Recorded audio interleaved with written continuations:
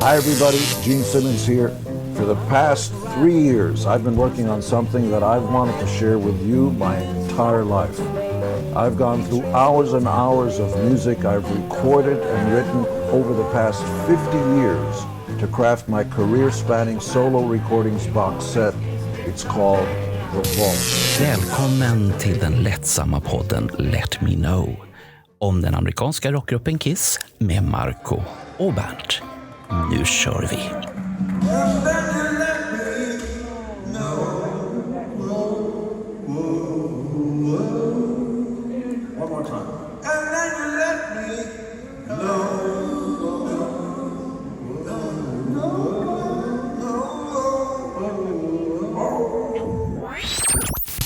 Välkomna till tystnaden. För en gångs skull. Nej, där kom den, ingen tystnad. Roger sprack där. Så att jag hade hoppats på en tyst, men Bernt är tyst i alla fall. För det har han inte klarat av de senaste poddarna. Du kanske har stängt av din mikrofon. Det är kanske därför du klarar av det där. Men vi ska prata om The Vault. Som vissa har tyckt att det är en spännande grej. Och den som är väldigt entusiastisk och tog tag i Vaulten, det var Roger. Han hoppade som ett barn när han fick höra att vi ska prata om Vaulten. Vi andra var lite så här, okej. Nej. Okej då, vi kör väl på det. Men vad jag har förstått på det här, att det är inte alla låtar vi kommer prata om. Nej, det tar alldeles för lång tid om vi ska göra det. Det är bara 170 låtar. Är det 170 låtar? Nej, eller 150 va? Nej, 165, men det är 166 i boxen, men de har den här I Ain't Coming Back, finns ju på 2 skivor. Samma version. Jaha, okej. Det är en fuskis då. Så vi kör väl en liten greatest hits av The Vault. Och då har ju väl den greatest hitsen har ju då Roger valt. Så att det kan ju bli väldigt poppigt och sånt här och inte tungt överhuvudtaget eftersom det är Roger som har valt det här. Så det kan bli en chock för oss. Men ska du börja med lite bakgrundsinfo till boxen? Inte jättemycket. Alla vet vad den här Vaulten är för något. Ja, men...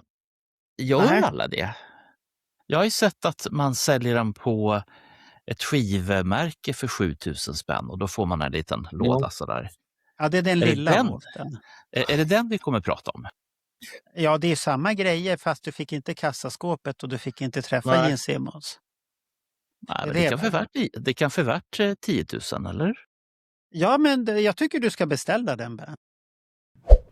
Hi everybody, Gene Simmons here. For the past 3 years, I've been working on something that I've wanted to share with you my entire life. I've gone through hours and hours of music I've recorded and written over the past 50 years to craft my career-spanning solo recordings box set. It's called The Vault.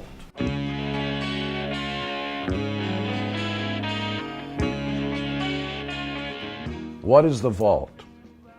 Well, it's 150 plus never-before-released songs I've written spanning 50 years, going all the way back to when I was 14 years old, all the way to some of the songs that became Kiss classics.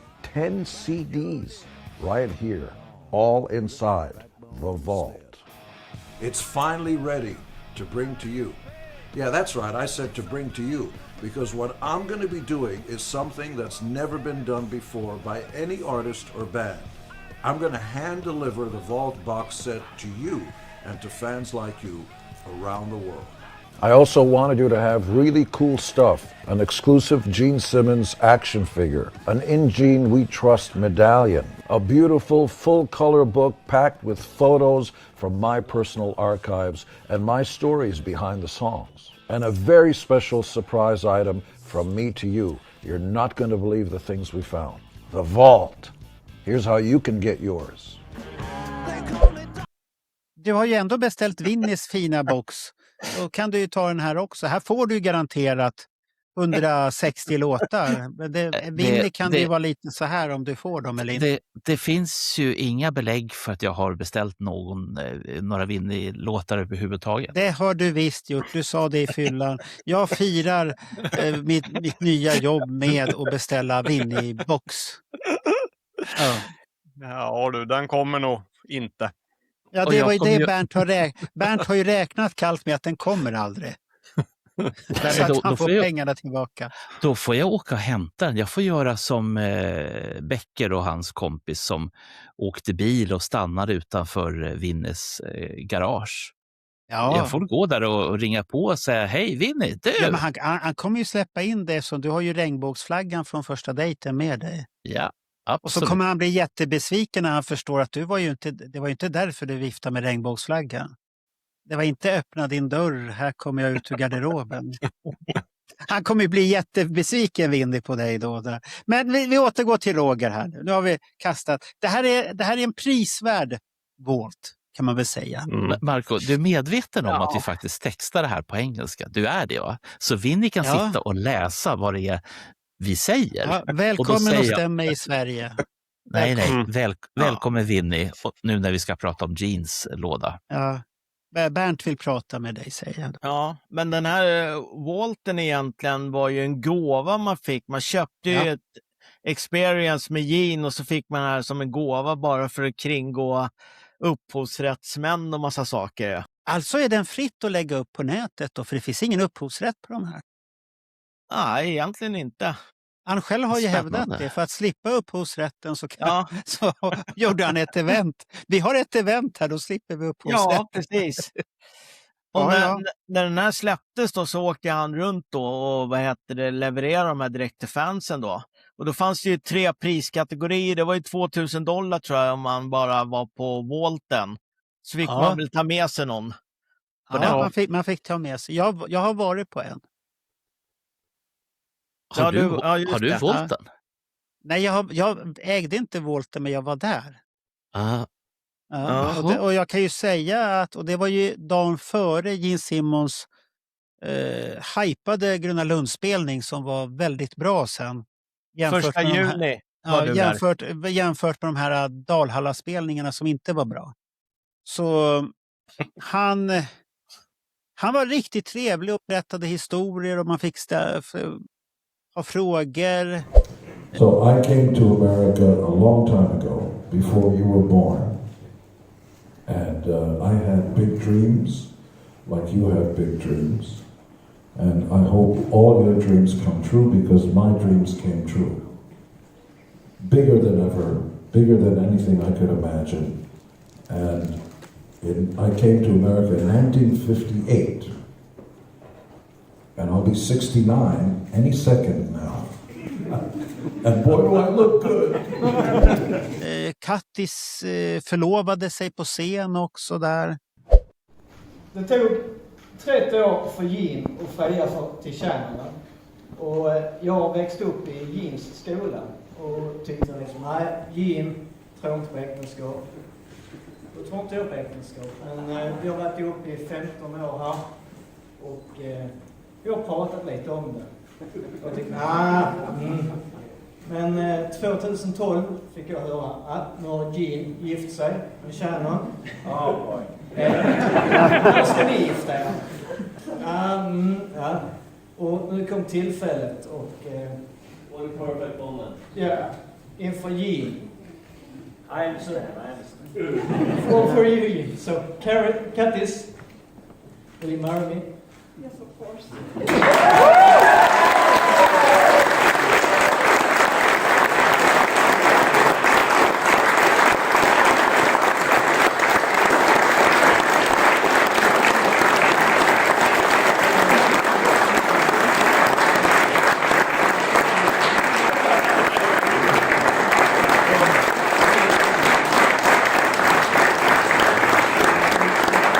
Now, there were no diamond rings in any other vaults, just so you know. Och sen var det nu ska man ju inte prata om illa om folk som har dött, men det var en känd person som är lite väl kreativt påhittig utan att vi hänger ut honom för mycket nu. Och hade så mycket storiesar om det ena och det andra att det var det. Och är man väldigt kreativ påhittig så kan man ju drabbas av döden på riktigt sen. Det kommer det fatt. Så att han förstörde och tog mycket tid. Plats. Mycket plats och tid på den där. Det var mycket snack om det tyvärr. Men allt det andra med Gene, det var jätteroligt och jag hade önskat att, ja, det har jag sagt förut, att det här skulle vara ett cirkusformat där alla som vill får höra på det här samtalet, för han är en väldigt rolig berättare. Det tycker jag. Så att det är synd, tycker jag. Men det fanns ju 2 prisklasser till. Man kunde ju betala 25 000 så fick man ju privat session med honom i studio där man kunde lyssna på låtarna och diskutera låtarna också. Jaha, hade han det också? Ja, och sen hade han en för 50 000. Då körde han ju home experience. Han åkte hem till folk och lirade. Men var det någon som köpte den där home? Ja, det var en kille i Miami som gjorde det. Då var Gene och Ace där och lirade. Var det hemma hos honom då? Ja, i vardagsrummet typ. 1, first, 3, Mark! I'm so tired.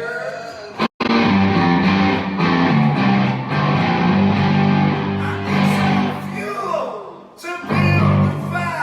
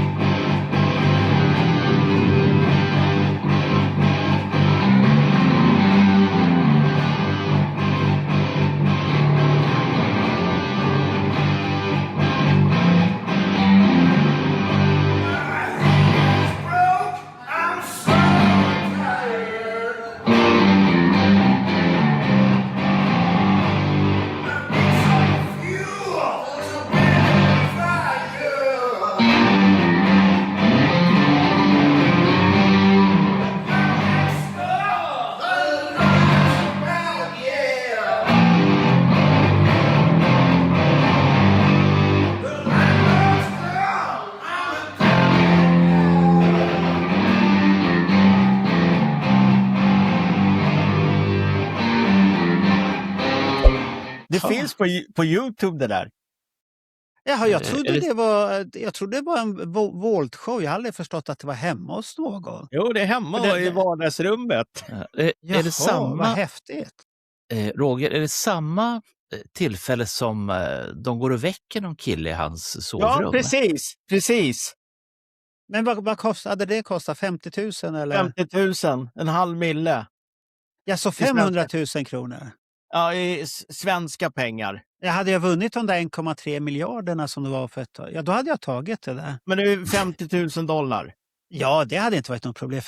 Vinner du 1,3 miljarder, då är 500 000 kronor ingenting.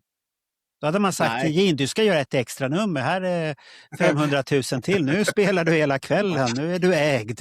Ja, men den här killen fick ju Ace på köpet där. Ja, vilken häftig grej alltså. Ja, det var ju en bonus utav dess lika. Okej. Ingen aning. Han sa till Ace, det är gratis mat där. Så. Men när han körde sina Volt i USA där i början av 2018 och lite, så Ace var ju med alltså på 4 Volt Experience där. Ja, Gene tyckte om att göra den med honom.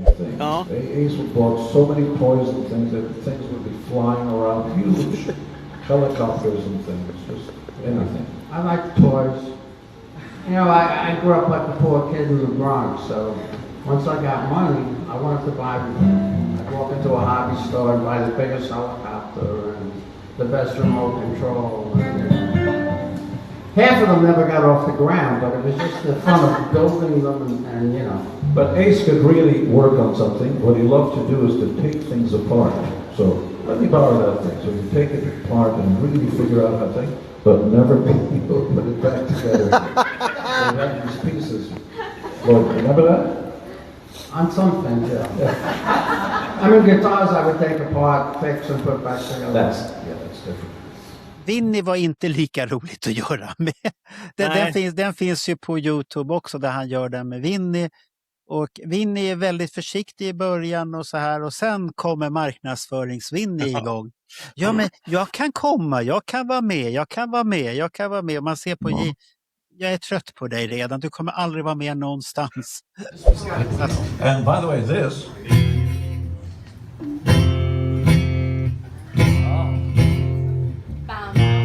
Oh no, it's here.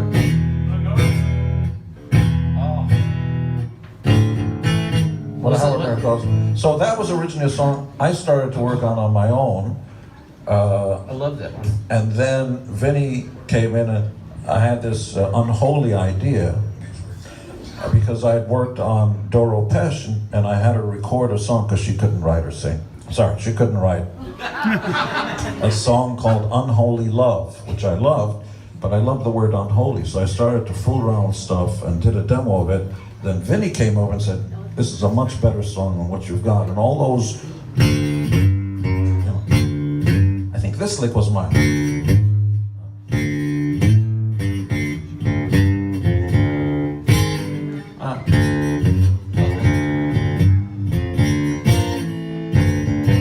And then Vinny put this in.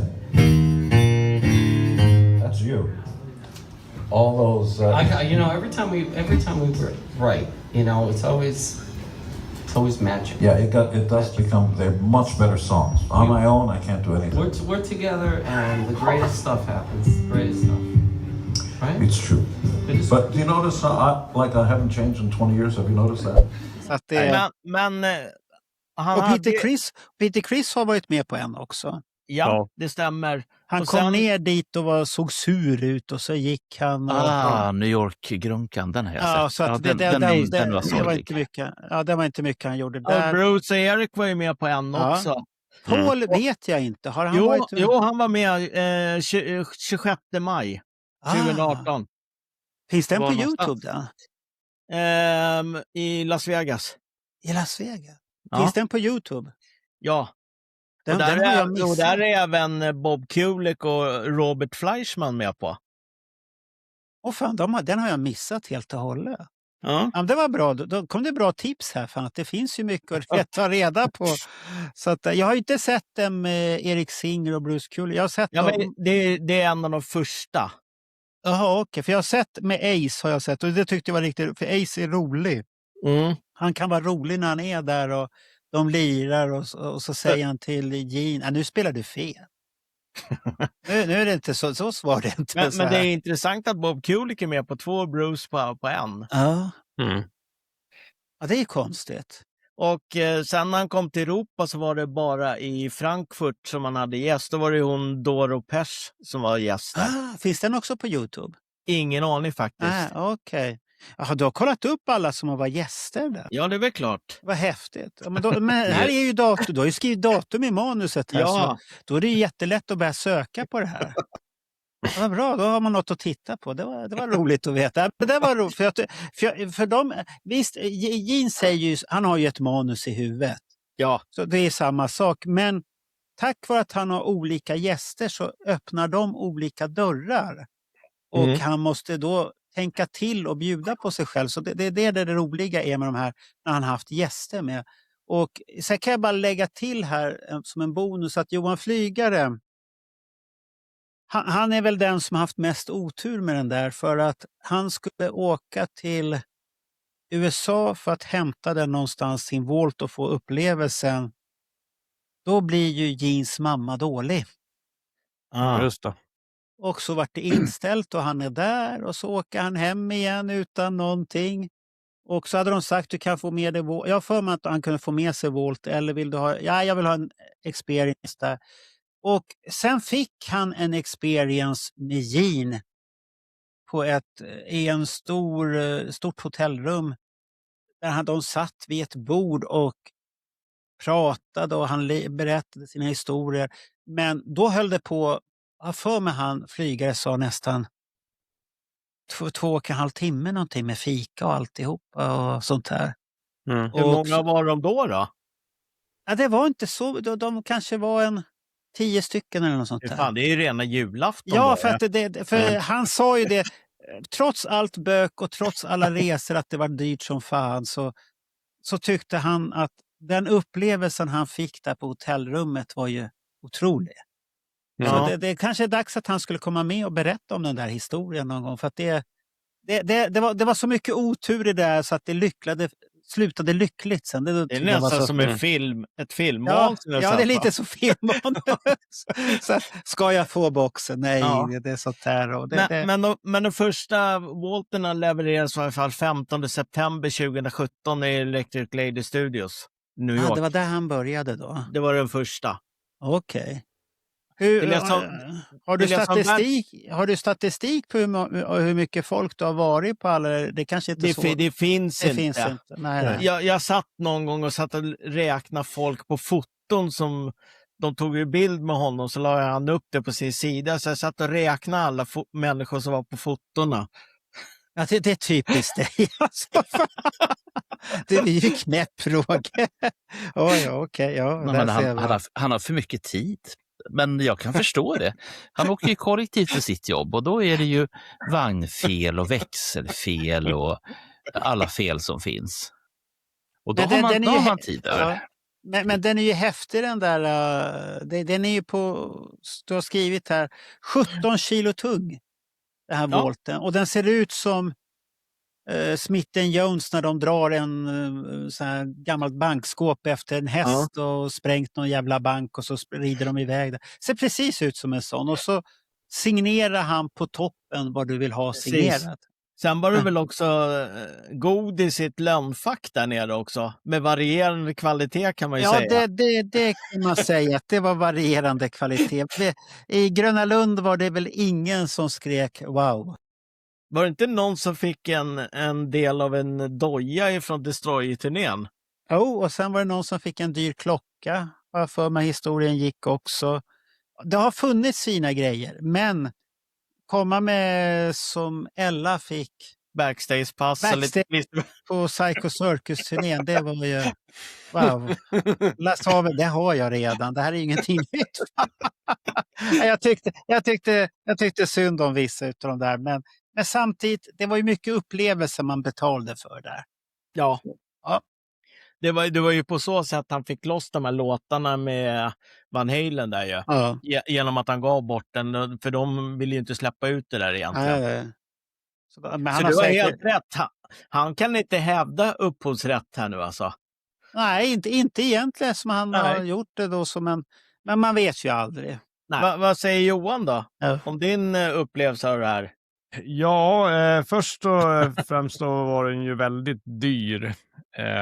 Nej, den kostade ingenting. Den var gratis. Ja, om man säger det så. Nej, men jag tycker att det var... hade jag haft pengarna så hade jag åkt på något sånt, absolut. För att få boxen, få träffa Gene, få prata lite grann. Och det är ju liksom... Det är ju en våt dröm. Du har personligt möte med honom efter ja, precis. Med bild. Ja, det är ju ett minne för livet. Sen själva boxen tycker jag är ju helt underbart. Jag hade önskat att även Paul Stanley gjorde något liknande, men det kommer aldrig att ske. Men som sagt var, synd att man inte kan ge ut den nu för att säga kanske 1000-lapp. Alla skivor och boken. Så att alla får ta del av den. Nu har jag den ändå. Men den kom billigt ett tag. Ja, den kom ju. Det var ju någon tysk sida. Ja. Nej, den var ännu billigare. Den fick ju den för under 1000-lappen. Ja. Det var den Bernt missade, va? Ja. Jag var på väg att beställa så tänkte jag ska fundera. Ja, jag hörde, det var någon som hörde av sig som sa att det fanns en och så skulle jag gå in och beställa den och då var den slutsåld. Ja, den gick jättefort. Ja, det gick ju typ samma dag. För du fick ju boken med på den också. Ja. Det var det som jag tyckte var roligt. Man fick boken, då tyckte jag att den var jätteprisvärd. För jag kommer aldrig att lyssna på CD-skivorna. För nu är det under tvång jag måste lyssna på de här. Så att det... Ja. Så att Nej, men samtidigt så förstår jag de som har köpt det här kassaskåpet, så att säga att det är lite unikt. Alltså för dem som har betalat. Så jag kan ju förstå själva tanken att man inte släpper ut så många. För det ska ju kännas som att det är inte så många som har den här. Men det är lite tråkigt ändå för de som kanske inte har de pengarna men ändå vill höra musiken. Så tycker jag nu är vi tillbaka till det här med pengarna igen. Märker du det? Ja, men det... Demokrati. Finns det någon artist som har gjort det här konceptet någonsin alltså? Nej, det här Gene var nog först. Ja. Och om några år så kommer alla gamla gubbarna åka runt och göra volter. Jo, men alltså att leverera dem direkt till fansen i deras händer, det är ju jäkligt coolt alltså. Men det var ju hans sätt att komma kringgå alltihopa. Ja, jo, absolut. Men... Då var han ju tvungen att göra det och han visste ju att det klirrade fint. Det är ju 25 000. Klirr. Klirr. Så vem som helst hade nog varit glad. Han skrattade hela vägen till banken. Ja, så att det och sen mitt i det hela som i Gröna Lund, det var ju rätt så ha en leverans utav boxen samtidigt ha dagen efter en livespelning på Gröna Lund. Ja. No.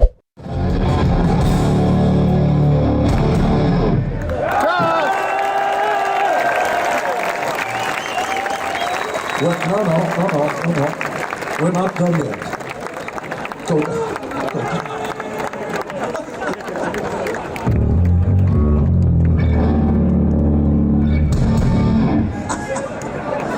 when I go through her, it's just like a hot knife.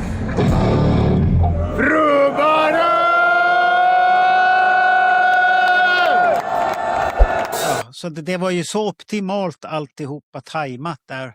Så att det är väldigt bra jobbat utav honom. Hur får man hem den där? Jag menar, vad sa vi? 17-18 kilo. Tar man den bara på bussen på vägen hem? Eller hur? Vissa gjorde det. Rullade den till tunnelbanan, rullade till hotellet. Och... Tänk om någon rullar ner på spåret. Ja, eller hade som Niklas stoppa in den i bilen och la säkerhetsbältet där bak runt den. Sen åkte vi hem till mig och så satt han och vi tittade i boken och den var häftig. Och så skulle han öppna den hemliga facket och så vart det. Det var inget. Jag kommer inte ihåg om det var ett mynt eller han hade. Det var ingenting speciellt. Från Psycho Circus. Ja, det var lite så här. För att man hade hört så mycket historier och så var det. Så att det gick ju nu jävla rykte om att han hade stoppat in $50,000 i ett. Ja, det kan han kanske ha gjort. Det kanske han har gjort, men... det kanske finns kvar den osåld. Men ta den boxen ut ur landet, det är nog lite farligt. Oops. Ja. Och då blir det penningsmuggling. Det är någon i USA som fick den med andra ord. Det måste vara någon. För att ta ut den ur landet, det blir penningsmuggling där och det är konstigt. Ska han förklara 500 000? Varför är det i det här? Oj, det. Ja. Men ska vi börja med alltihopa? Ja, jag tänkte bara dra det här först. Det här kommer ju bli 3 delar. Faktiskt. Och vi kommer köra från 66 till 79 idag och nästa del blir från 80 till 89 och sen har vi en från 90 fram till 2012. Oj. Det som är lite tråkigt med den här boxen tycker jag, om man ska vara någon form av negativt, det är att det är väldigt få låtar ifrån tidig 70, alltså i början av Kiss karriär om jag säger så. Det borde finnas mer. Okej. Men det är ju en blandning utav låtar det här. Vissa är ju lite hopplösa. Om man säger så. Ja, det beror ju på om man ser det.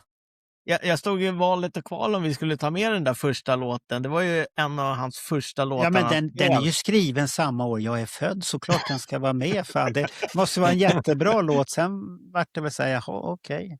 Ja, jag tycker om den här grejen som du har skrivit. Troligt Kiss-album i manus. Frågetecken. Den här My Uncle Is a Raft. Den passar in någonstans. Nej, Gins egna soloalbum i sådana fall. Där hade han kunnat passa in. Han hade ju den här Morning Glory, eller vad hette den där? Nej, det hette Ja. Du menar Morgonstund har... Ja, det är inte Morning Glory den heter. Den heter någonting annat, Bernt. Så hoppa inte på snusket där. Ja. Det är typ hans morfar är ju en flotte. Det är det han handlar om. Ja. Men ska vi börja då? Vad är det? Då är det här första då, My Uncle Is a Raft. Ja. Från 66. Ja. Och det ska vara den första låten han har skrivit och lärt sig spela. Det är en av de första. Han har Okej. precis lärt sig spela ackord.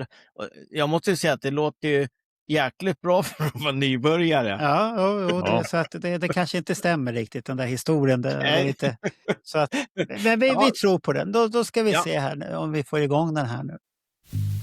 Nu är det live. Uncle has arrived and he doesn't really know it. He is so good to me. He treats me tenderly. It doesn't matter who you are. Uncle has arrived and he always keeps me floating. He is so good to me. He treats me tenderly. It doesn't matter who you are.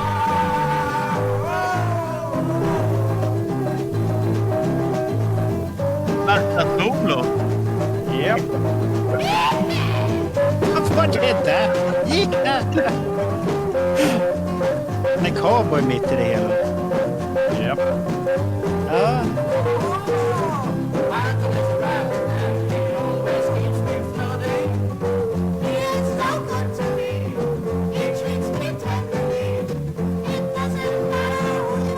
Är det en tjej som sjunger med?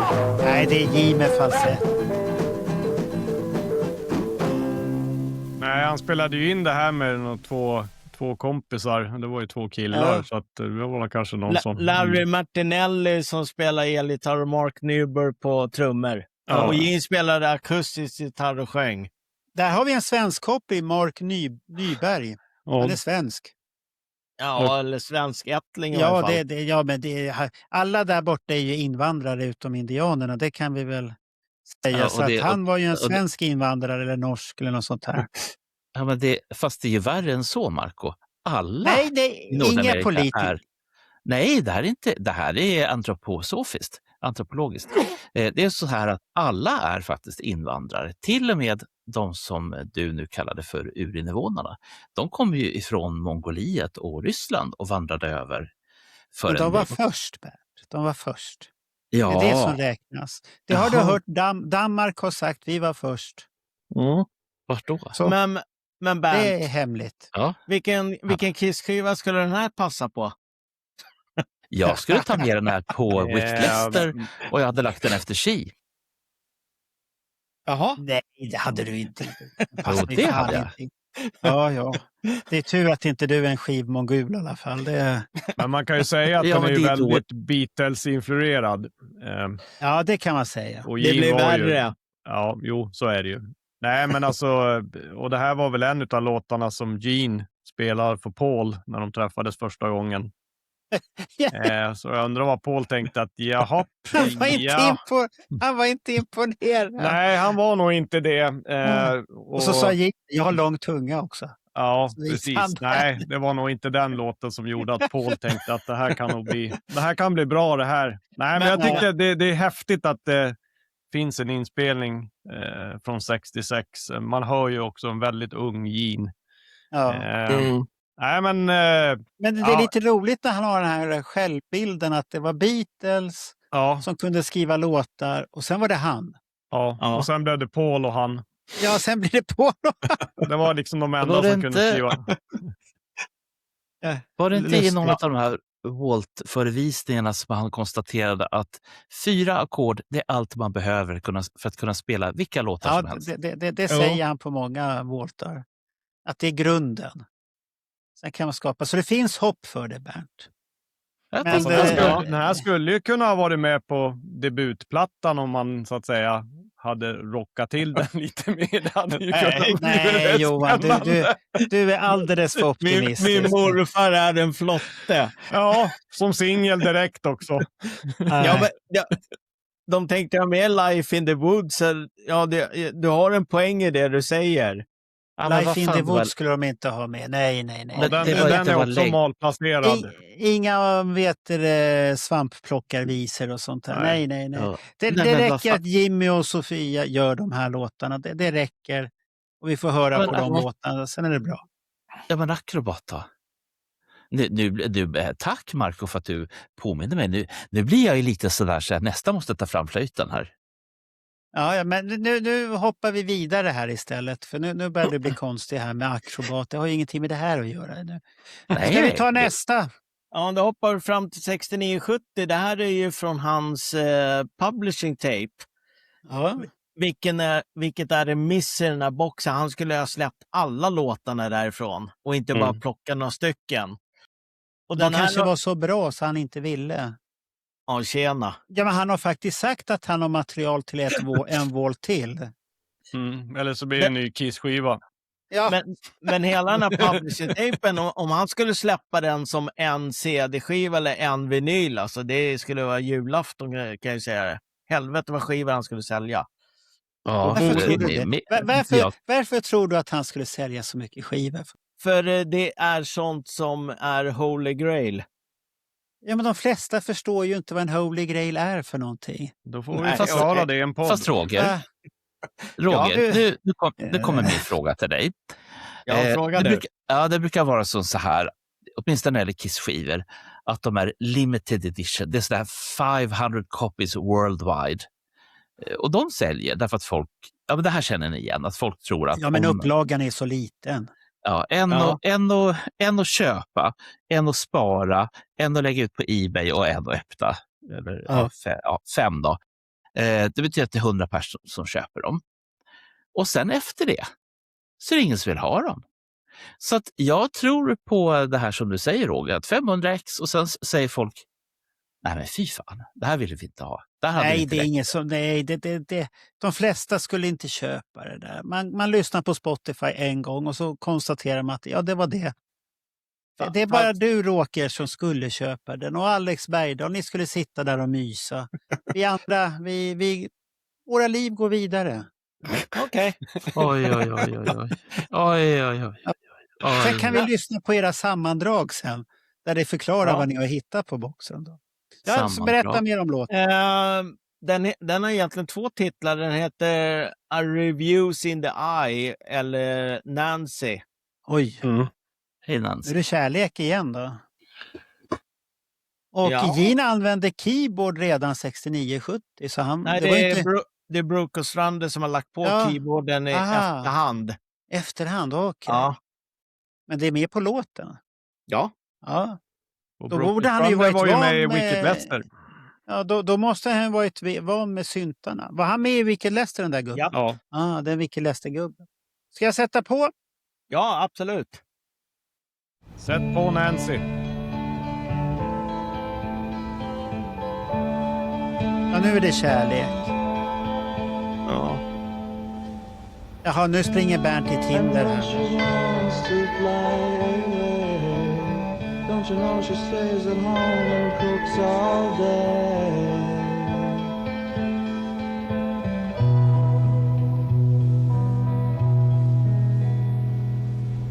Nancy, what a lovely smile. Nancy. Det är svårt att förstå att det kommer Unholy från den här mannen. Ja, det var ju några år senare. Ja, men ändå det här...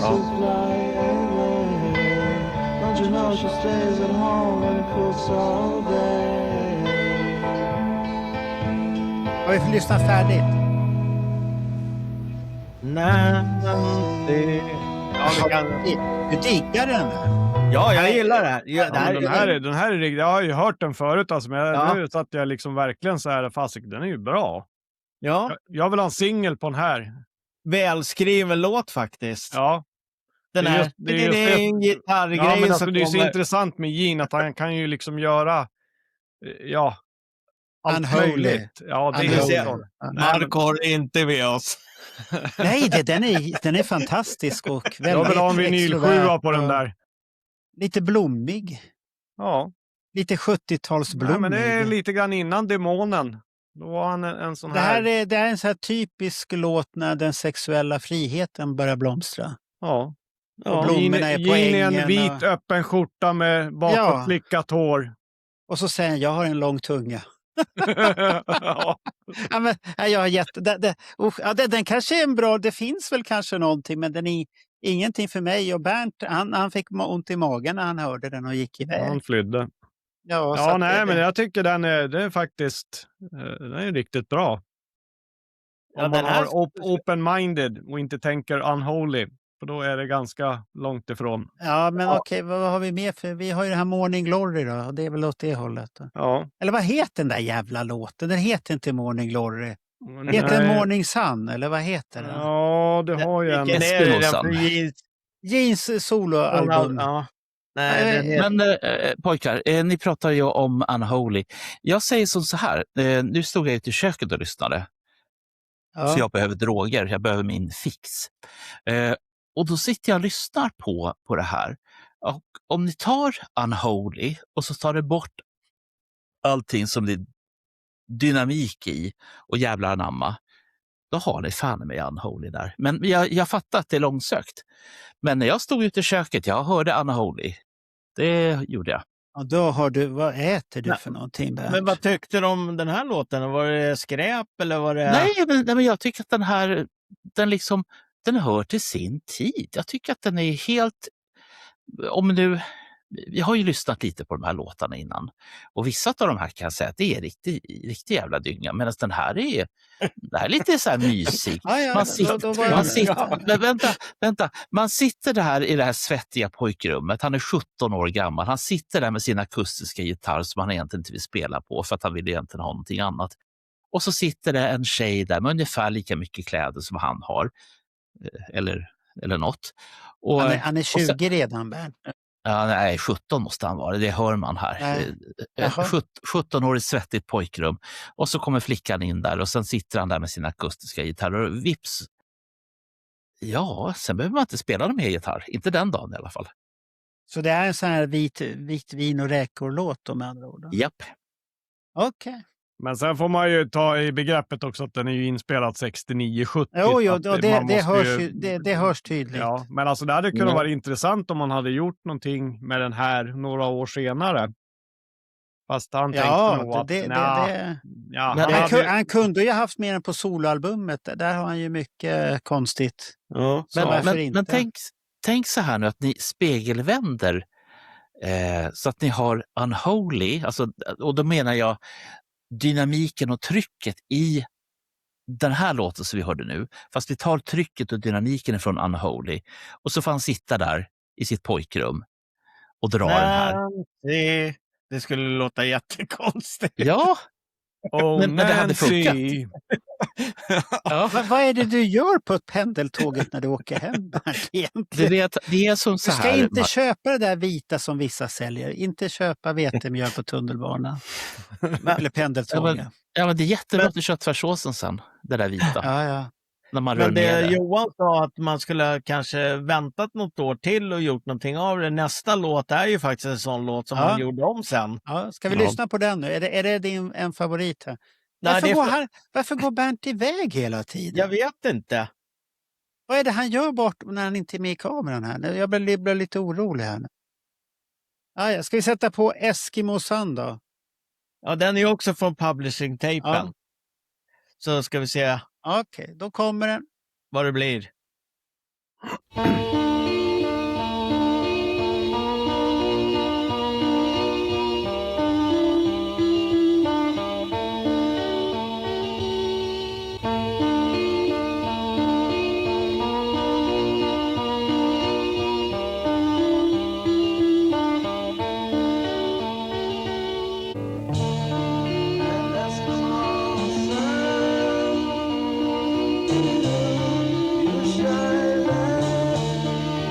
Vad fick han titeln Eskimo-san?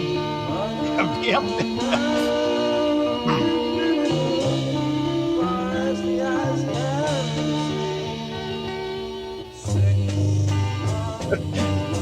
Man byter tempo i låten också. Ja, nu är det så här Beatles-aktigt. Ja.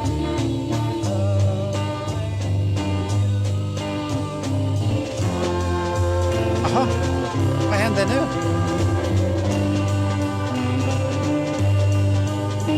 Ingen aning.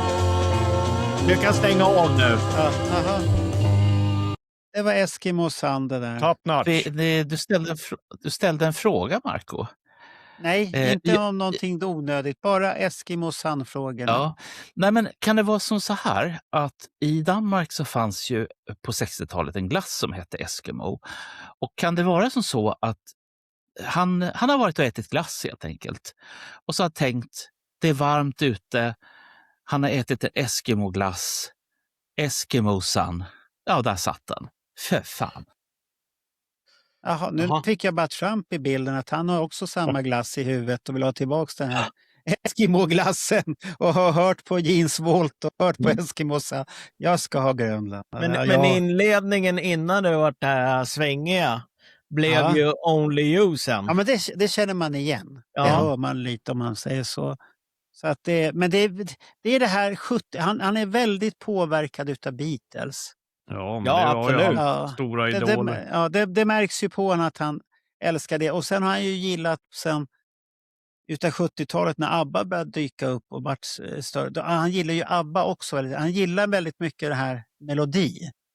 Han tycker om mycket melodi. Så att det i det här märker man ju så mycket Beatles att det är läskigt åt det, tycker jag. Ja. Så att för det är inte, tillhör inte mina favoriter, Beatles, så, om man säger så. Jag kan lyssna på det, men inte jag har några låtar som jag gillar med Beatles, men rent överlag så är jag ingen Beatles-fan sådär. Nej, för det är samma för mig, att det finns låtar jag gillar, men jag är för sen. Jag har upptäckt dem när jag varit äldre. Då har jag upptäckt jag Beatles. också. Ja. Så att för jag hade en granne som var 1 år äldre än mig. Nu har han tyvärr avlidit. Så tråkigt för Micke, för att han var ett stort Beatles-fan och vi hade mycket roligt där uppe när vi pratade musik. Och han var ju påverkad utav sin bror. Och sånt här, så att han var väldigt inbit och kunde allt om Beatles, ungefär som jag kunde Kiss. Vi hade nördiga historier till varandra.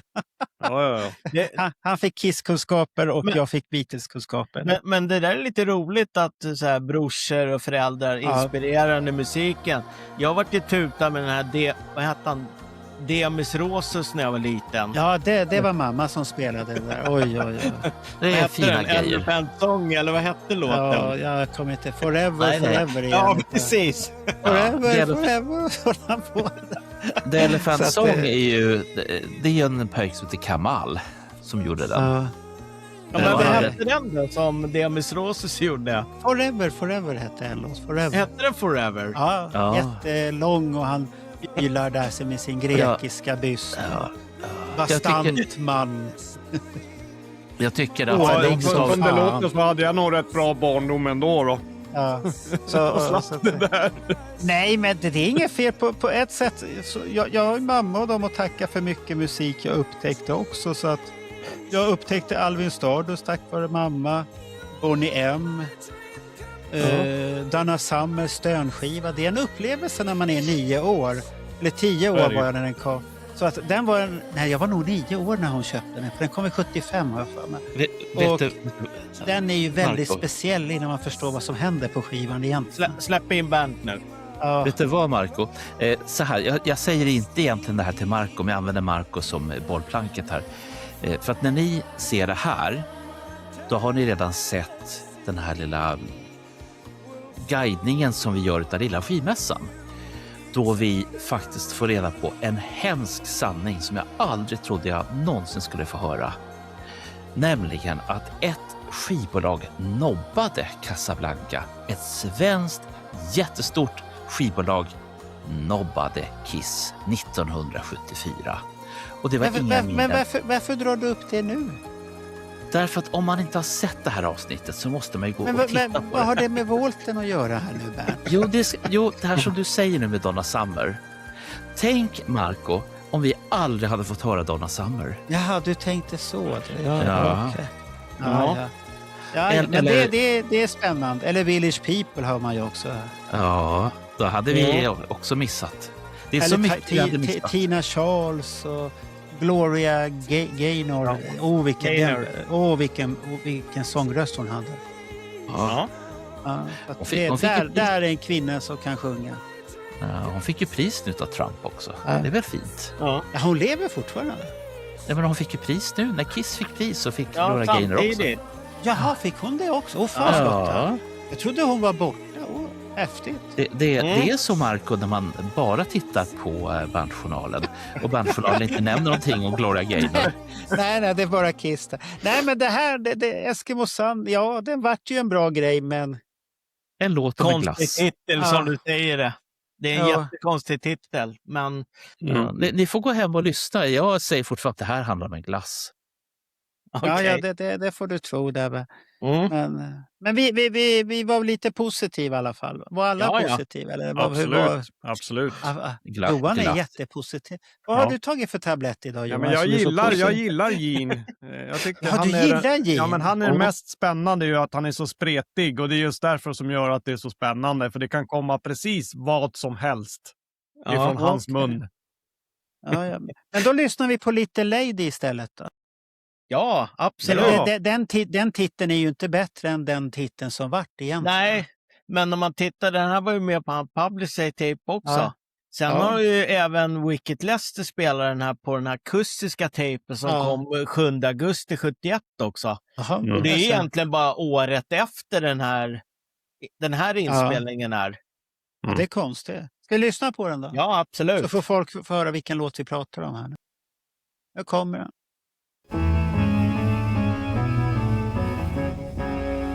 Det är lite Ghost-varning här. Ja, tidig Ghost.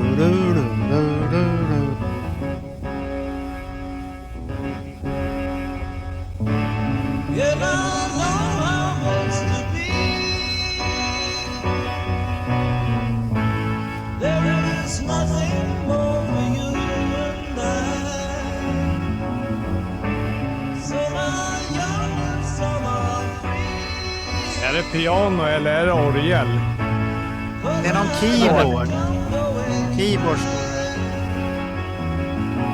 Låter väldigt mycket piano.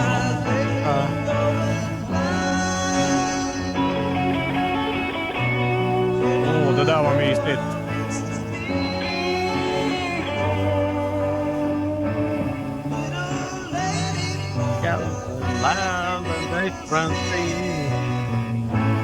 You're so young and so much different.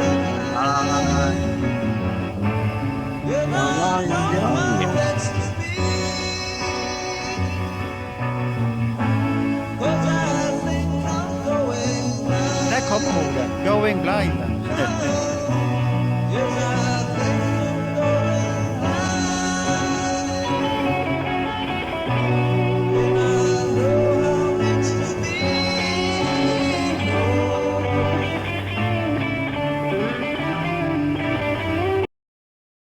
Jag lugn och fin den. Nu har vi hört på den. Den var väl bra. Vad ska vi säga om den där? Den är ju lite kontroversiell hela låten egentligen. Ja, jag kan ju säga att det här är en av mina favoritlåtar som Gene har gjort. Ja. Nu ska jag sticka ut hakan. Jag tycker han sjunger bättre här än vad jag gör på Hotter than Hell. Ja, faktiskt. Det är lite mera inlevelse i den här. Och sen nästa version är ju när de gjorde den unplugged. Ja, du menar 95 där? Ja, den är bra. Den är bra. Det finns en till på MTV som Paul och Gene bara sitter med. Ja, just det här den är ju grymt alltså. Ja. Men annars har jag lite svårt för den där låten, för jag tycker den är så seg. Jag har gillat den här låten, men den har fallit ner i det här arkivet som den har svårt att komma upp men i. Känns den seg här också? Ja, jag tycker det.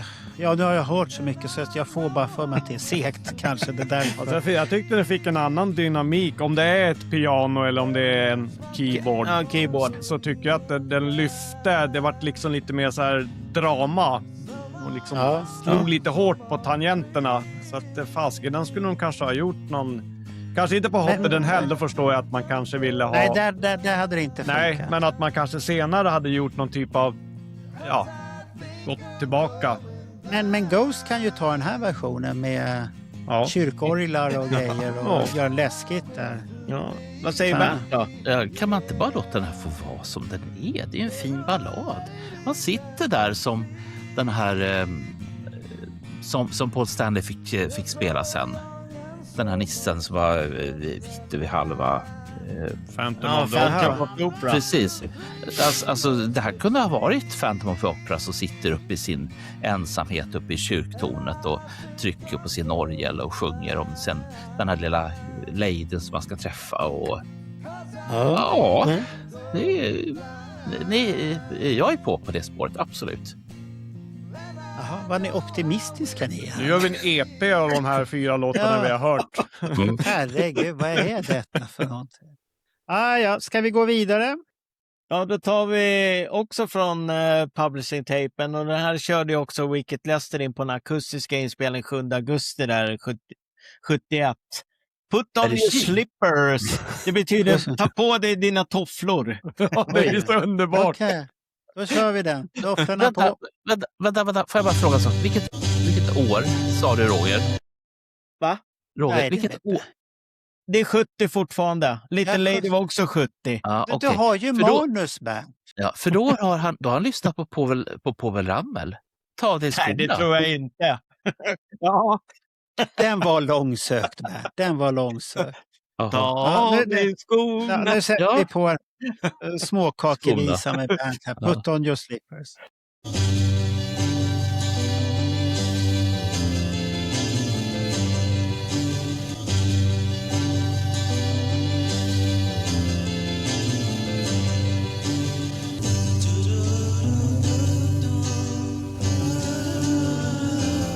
Här är Beatles rakt av. Ja.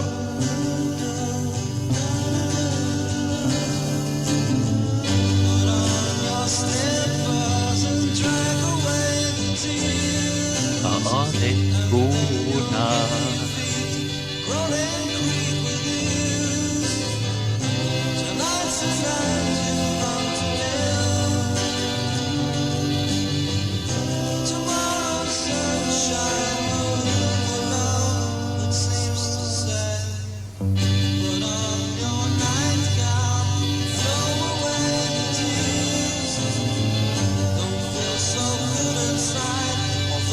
Ja, nu hade jag hört färdigt på den där. Alltså, hans sångröst här på 70 alltså, är ju fan men han är ju ung, han är bara 20 år. Jo, men ändå. Och den här, jag skulle säga att den här låten ligger rätt i den tiden som var då. Jag känner igen mycket Hepstars i det här. De kunde nämligen få för sig att slänga in en sån här, vad de nu heter, keyboard. Ja, orgel. Han körde mycket orgel så här. Ja. Men det har du rätt i. Hepstars-vibbar är det ju. För det var ju också lite Beatles-tokiga, men de hade lite eget sound ändå. Ja. Nej, men de hade ju Benny Andersson och... Ja. Och han gjorde, det finns ju den här klassiska liveshowen på YouTube där man får se Benny Andersson. Fan vad han håller på där bakom orgeln, om man säger så. Så att det är ju... Hepstars, det var en bra liknelse. Du är vaken, du har gjort något bra med kokainet du fick där. Det är bra. Jag tänkte det. Ja, det är bra, Ben. Men när man tittar på den här publicity-tapen, de låtar som finns, det är ju verkligen en röd tråd i det här i varje fall. Ja, men väcker det något intresse? Det är väl frågan. Den greppar mig i skrevet i varje fall. Ja, den greppar dig och du är jävig i situationen för du älskar Gene sen du upptäckte honom. Så att, ärligt talat, greppar den tag i någon annan som inte vet vem han är? Nej, de skulle nog springa åt andra hållet. Ja, det är det jag menar. Vi kan ju inte säga någonting. Varken du eller Johan Wallin får inte säga någonting i det där fallet. För ni är båda så här hyllande. Men jag är fortfarande inne på att antingen så har Povel varit i New York och pratat med Gene om den här låten. Ta dig skorna. Ja, men då skulle den vara lite gladare i sådana fall. Ja, och då tänkte Gene det när han fick höra den. Jag kan inte snora den bara rakt upp och ner. Nej, men då kunde han ju kommit med en rap. Då hade ju Povel Ramel haft en rap med. Första rappen där utav Povel Ramel. Ja, det funkar, men det händer ingenting i mig. Jag är jättedålig på det. Så du satt inte på dem här en lördagkväll? Nej, det skulle aldrig hända. Det gör jag. Lyssnar du på de här? Ja.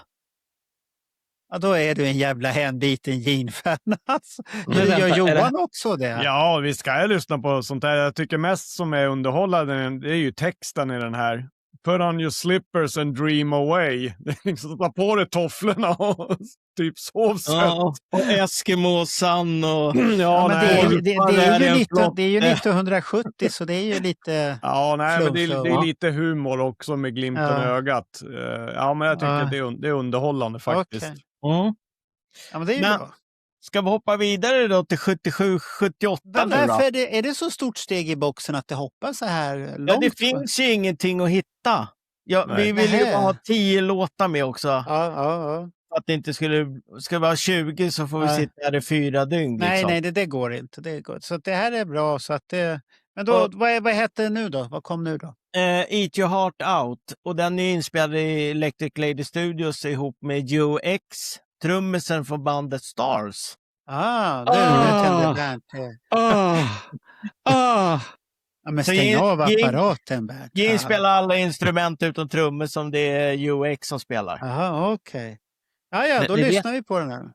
Ni vet vad han hette ett tag, trummisen? Han hette Joe X Cube. Alltså X-Cube. Sånt där Instamatic blixt som man hade. Ja. Jag tyckte det var humor. Det är så jävla roligt. Innan du sätter på den, lyssna på refrängen på den här låten. Okej. Ja. Det är viktigt. Lyssna på refrängen. Dr. Roger har rekommenderat det. Då lyssnar jag.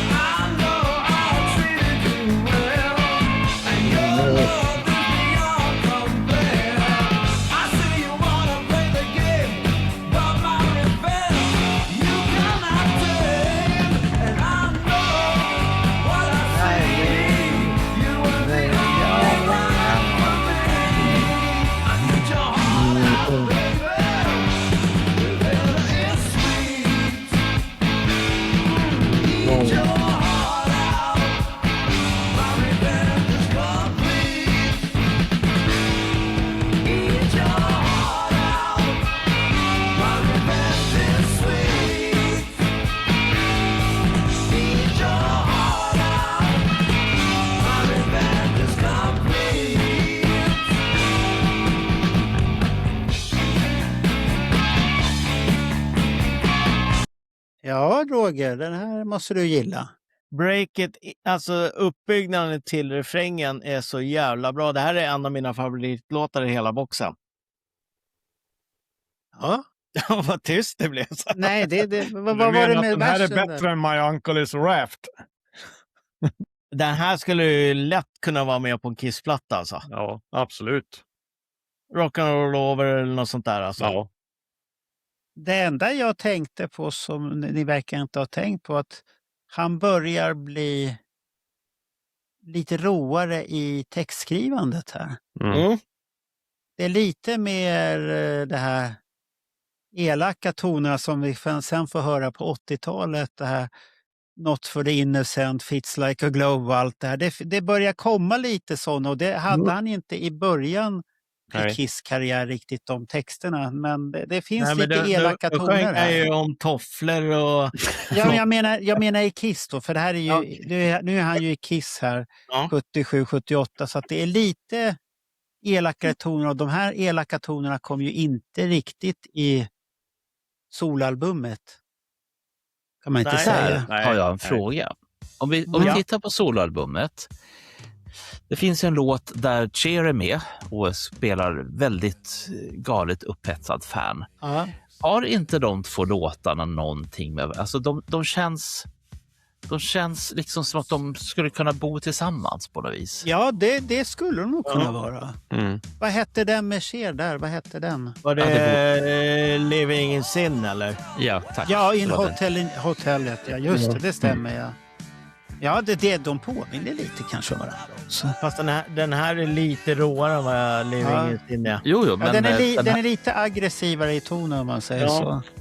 den här, alltså den Living in Sin har ju fått, den har ju liksom fått marinera sig lite grann till skillnad från de här. Ja. Man ska ju tänka att det här är demos, de är inte helt färdiga utan de är som de är då. Mm. Och det får man inte glömma bort när man sitter här nu och tänker 69. Alltså. Nej. Vi glömmer inte bort Bernt. Men som den här låten välproducerad så skulle den absolut platsa på en Kiss-platta utan Hade problem. kunnat vara med på fjärde sidan på Alive 2. Ja, det också. Den är för bra.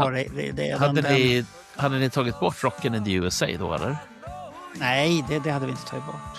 Anyway you want it. Nej, den är en klassiker också. Nej. Jo, det är det visst. Den är lika klassisk som den här Eat Your Heart Kunde Out. lika gärna Put Your Slippers vara med på Alive 2 också. Nej. Nu går vi vidare till den här. Nej, men vad tyckte du om den då, Marco? Du sa ju Jag har ju sagt att det var lite råare stil, men ja. Jag är inte så fascinerad. Det finns ju grejer, men Skulle den passa på en Kiss-platta? ja, på hans egna solotjofräs kan den vara med. Inte på Rock Roll Over då? Nej, inte på rock. Inte i det här versionen. Det måste hända lite råare och mer Fits Like a Glove i den. Men då hade den inte passat in i Rock'n'Roll Over, för då hade den blivit alldeles för farlig, låten i sig. Men lite mer. På Rock'n'Roll Over tycker väl jag att Paul Stanley är esset egentligen på den skivan. Med I Want You, vad är det, Take Me, Making Love. Det är så. Love Gun skulle den inte passa på. Nej. Ja, men varför inte? Love Gun är ju lite mer spretig och har lite mer. Jo, det är sant. Den är ju Almost lite mer. Human är ju jäkligt udda mot de andra låtarna, så du kan ha en poäng i det. Att Rock'n'Roll Over tycker jag är så.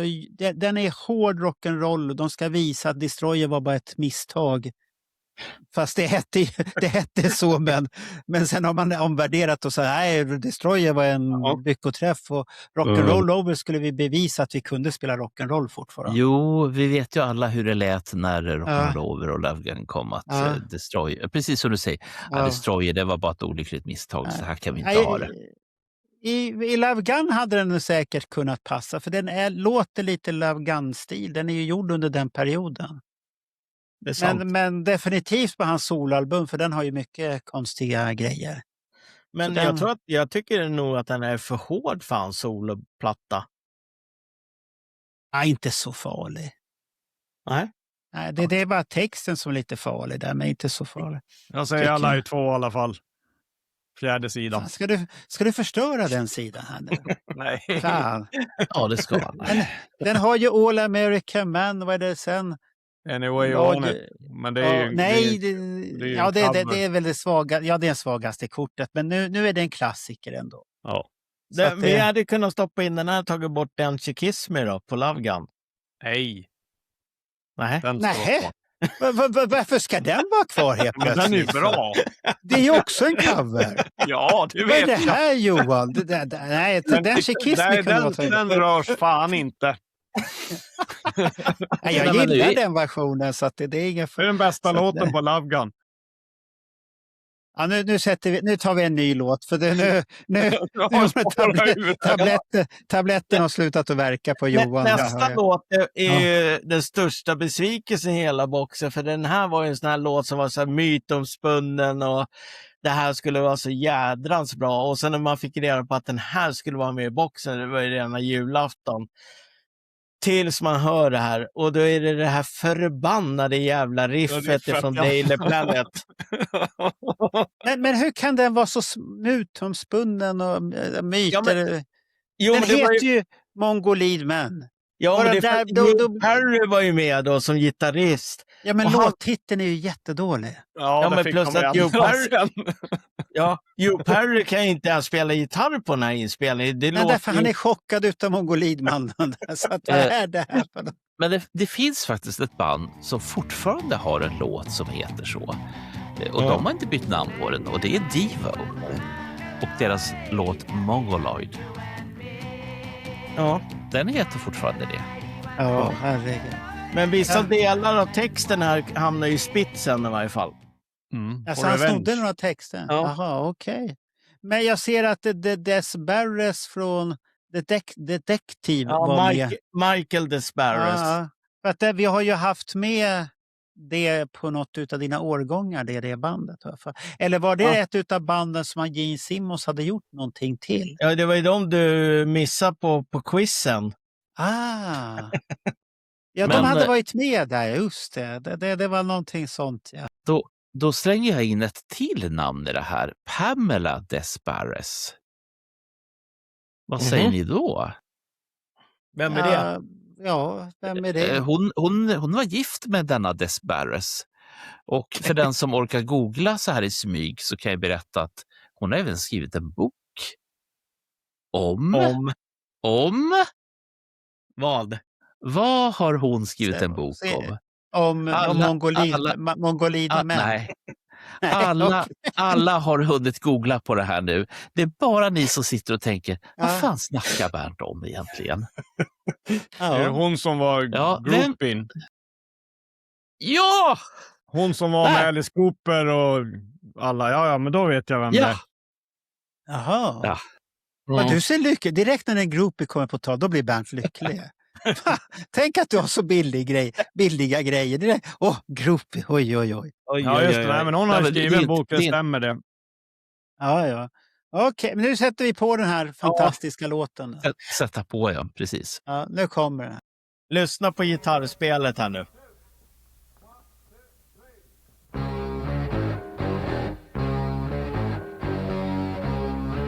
Varför låter den här bekant för? Ja, jag har varit med några gånger. Det här är hur många låtar som helst samtidigt. Finns inte lite Heavens on Fire den här? Vad är det för gitarr som går i bakgrunden? Det är Joe Perry! Ja, han var nog inte nykter den dagen. Han måste ha tagit någonting. Ja, han gjorde ju det på den tiden. Ja. I've got no manners and I'm not too clean. Lyssna på I know what I like if you know what I mean. I don't like to dress, I don't talk too good. Cause I'm a mongoloid man, it's understood. You've got me trapped and I don't know why.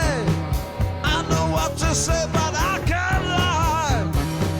Eyes are revealing, you know what I have to say. What's on my mind just won't go away. Så kör vi. Lyssna på refrängen nu.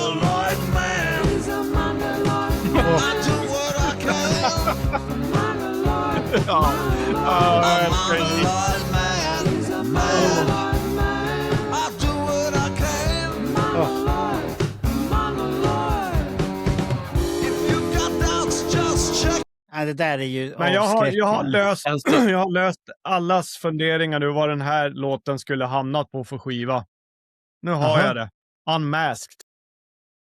Unmasked? Ja, men han sjunger ju, om du lyssnar på You're all that I want, det är lite så han med falsett. Den hade ju suttit som en smäck.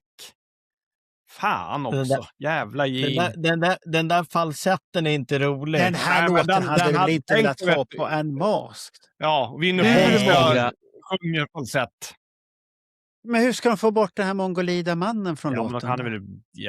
Nu hade vi kunnat heta något annat. Då måste de ju skriva om hela låten. Nej, för fan, bara byta titel. Det här är ju bara att lyssna på den här. Det är ju hur många Gene-låtar som helst som är ihopspetade här. Men det där riffet finns ju på Daily Planet. Det finns på en annan demo som kommer senare också. Den är med här. Och de här stackars Sleazy Bees får ju stå och spela den här skiten i en jävla replokal någonstans också. Finns ja, på just YouTube. den där YouTube-videon. Ja, och de är så jävla De är ju helt bara, vad fan är det här för skit? Och Jim bara, det här är Mongolid Man. Ja, det förstår vi. Ja, nej, det här han försökte väl få med den här till Kiss ett antal gånger. Till slut sa Paul att släng den där jävla kassetten åt helvete. Eller Paul bröt sig in och tog det där bandet. Och Jim, vad fan tog det väg? Ja, nej, jag trodde den hade passat på Unmasked-skivan faktiskt. På Unmasked? Ja. Med det riffet. Absolut. Med lite keyboards. Och, vad hade Jim för låtar på den? Jag glömde. You're all that I want. Naked City, She's European. Ja. Den hade ju suttit som en smäck. Ja, den är ju inte långt ifrån de här. Med Vinnie Poncia som producent. Men det här är lite faktiskt Animalize-klass på den. Nej, nu ska du inte blanda in Animalize. Vad hette den där låten? Murder on High Heels. Det här är lika sjukt. Nej, nu ska du inte... Den här hade platsat på Animalize, säger jag. Vanhedra Animalize-plattan här. Nej, jag gör ju den bättre med den här mongolida-mannen som kommer här. Då ska jag bränna en egen CD och lägga in den här på Animalize. Och säga att det är ett bonusspår. Ja. Vad tycker Bernt då? Jag tycker för det första att Marco har fel. Vi kan börja där. Yes. För det andra, som jag har sagt några gånger, att jag tycker att det här är hur mycket Gene-låtar som helst i en och samma låt. Hopkok alltså? Ja, alltså du skulle kunna plocka isär den här och göra 4 låtar av den ledigt. Det är riff här som återanvänds. Det är inte texten, för den har han tack och lov slängt. Men jag känner igen, alltså när du sitter och lyssnar på den här så tänker jag bara, ja, men jag känner igen så mycket den här. Ja, därför att du har hört Murder in High Heels. Den har lika korkad refräng. Den är lika korkad. Murder in High Heels, det är en värstinglåt. Den är skitbra ju. Ja, precis. Var du sket när den låten kom på albumet, eller vad då? Du har inte... Nej, den är ju fruktansvärt dålig. Nej, jag gillar den. Men den låten kommer ju inte för någon 4 år. Herregud, det är som att... Ja, men den har lika dålig refräng som den här mongolida mannen som Murder. Ja, fy fan. Och det är... Den låten kan jag spy så mycket galla över så att ni får aldrig slut på mig. Om jag säger så. Han har en till på den också. Jag har använt den på Hunter. Ja, den är bra. Eller Burn Bitch Burn. Burn Bitch Burn är bra. Oj. Vad är det för fel på Burn Bitch Burn? Nej, den är ingen fel på. Jag blir alldeles till när Bernt sitter ju och skakar på jag gillar inte heller Burn Bitch Burn. Nej, men vad är det? Med Mongolid Man, den är bra. Nej, jag sa att det här var värsta besvikelsen. Ja. Marco, vi har gjort en podd, i och för sig för länge sedan, och jag förstår att du är en gammal man och kanske inte kommer ihåg så bra längre. Jag har full respekt för det. Men vi har gått igenom Animalize tillsammans med dels Johan Wallin och Magnus Fredriksson. Det är kanske dags att göra en albumsresa, börja recensera Kiss album från det nyaste till första steget. Men vi börjar här uppe och så går vi neråt.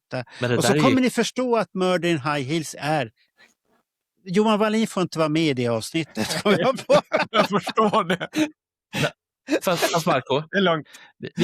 Nej, såklart det får vi. Marco, vi kan bara be att få låna innehållet i Kiss FAQ-poddarna när de har såna här deathmatches och såna här. Ja, det är lite roligt. Jag har en liten variant på G på någonting där som jag har sett på andra poddar. Nej, men det är ingen deathmatch eller så. Men det är en jobbig variant. Där man måste ta väldigt jobbiga beslut. Och det är lite roligt tycker jag. Ja, det behöver man inte göra en podd. Det ska vara trevligt. Så att det är en bra idé. Så tyst och fin där. Men vi kom fram till att... Den skulle ha varit med 1980. Den skulle vara med på Unmasked och jag säger att den kunde ha tagit platsen från Murder in High Heels så vi hade inte märkt någon skillnad. Och jag tycker inte den skulle ha varit med alls. Nej, helst ska den inte vara med alls. Och samma med Murder in High Heels, den kan man... Puff! Så här. Nästa låt? Då hoppar vi till 78-79 då. Och det är ju Feel Like Heaven. Och den här fanns ju då i en demoversion, väldigt tidigt kom den. Det var ju den här som man var lite väl snuskig i slutet på den demon. Han får frispel där lite då. Ja. Det är Bernt-versionen. Det. Ja. Och sen dök ju det upp 2 demoversioner i Creatures-boxen på den här också. Ja.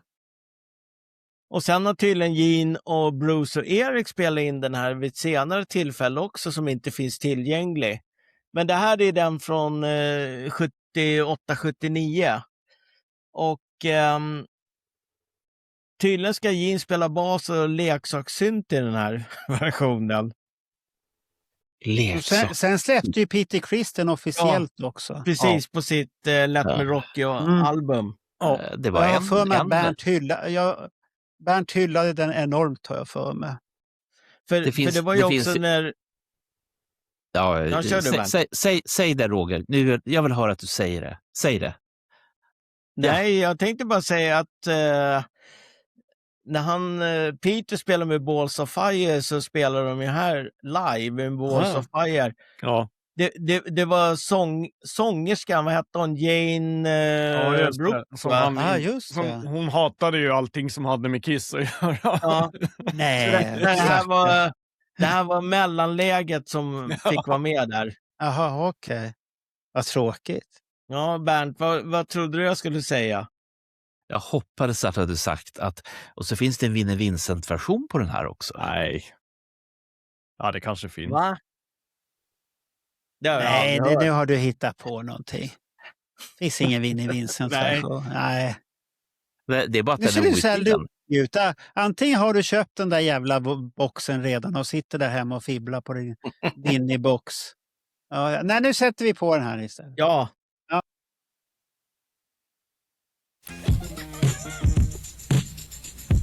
Det är fan värsta disco-dängan här.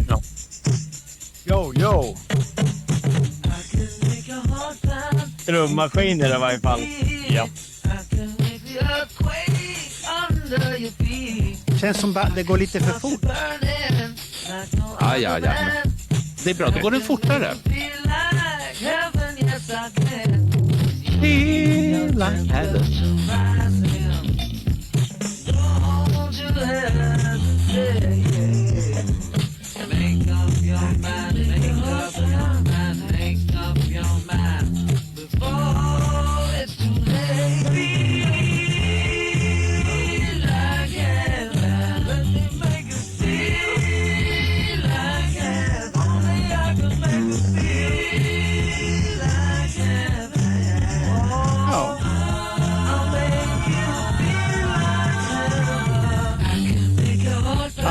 Det är lite det här Gene Simmons i ett nötskal 6.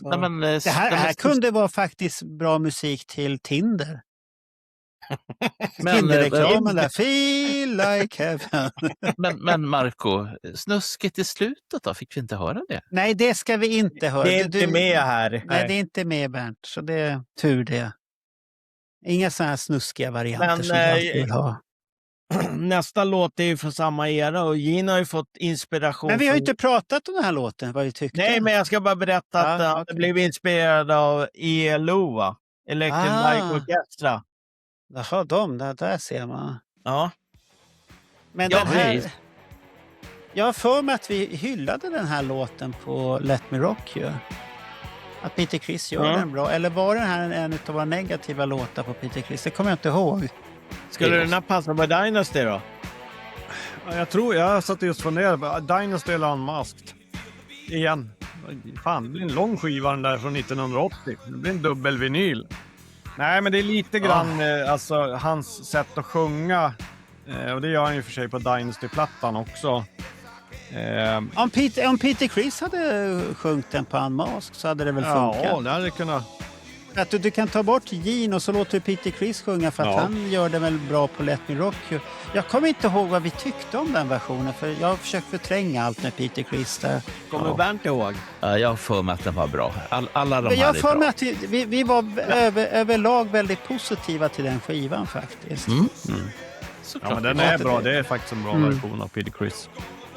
Så att det Så att Peter Criss 80, det kan jag köpa faktiskt. Och den här gången är jag med dig på det. Tack. Den hade funkat gott och väl, för det finns så mycket konstigt som inte hade behövt vara med där heller. Jag väntar ju nu bara på shred-versionen på den här, så att det är ju inga problem. Alltså den kommer nog i boxen. Herregud. Ja, du har något att se fram emot där. Men jag tycker den här låten, refrängen är bättre än resten. Ja, men den är inte så dålig när man har gjort en riktig text till den. Nu är det mycket slask i den här, kan jag tänka mig. Ja. Så att Gene är väl en sån där som sitter och funderar till sista stund och gärna har hjälp utav andra. Det är därför han tyckte att Vinnie var väldigt bra. Fast Vinnie inte tillhör de här starka textförfattarna, för att Vinnie behöver ju någon som censurerar honom. Ja. För att annars hade de här fladderläpparna varit med på hans version. His flaps. Ja, det hade han tyckt Vinnie, det är självklart. Det säljer, det tar vi som singel. Ja, för att det är som Daniel säger, att han tappar ju talangen totalt på sina egna soloskivor med texter, för de är ju väldigt konstiga. Men Bernt, har du lyssnat mycket på Electric Light Orchestra? Jag har lyssnat mycket på dem. Påminner det här om det överhuvudtaget? Man kan göra en sån låt av det. Alldeles utmärkt. Det skulle man kunna göra. Eller hur, Bernt? Tycker du inte det? Fick jag prata? Tack, det var fint av er. Jo, till att börja med så finns det ju en Ace Frehley-cover på vilken ELO-låt då? Det är Do You, eller vad den hette. Jajamän, så jag kan era grejer. Ja, och jag har suttit och lyssnat på, det finns en platta som fyller många år nu, och det är Face the Music. Den har jag suttit och lyssnat på nu under veckan som har varit. Och det är tidig ELO innan de liksom utvecklas till det här som vi är vana från 77-78. Så ja, absolut. Jag är helt övertygad. Det finns jättemycket ELO i det här egentligen. Jag är ju bara med på ELO från, vad är det den låten heter? Xanadu. Ja, det är 80. Där ramlar jag in på dem först. Men om du tänker att ELO är väldigt stora vid den här perioden och har släppt ett antal skivor, och Gene är ju väldigt så här som blir påverkad utav andra, så att han kan ha blivit inspirerad väldigt mycket. Jag tror även åt andra hållet, för att när det här dubbelalbumet kom ut 78 vill jag minnas, då hade ju Kiss gett sig fan på att de ska proppa skivorna fulla med grejs.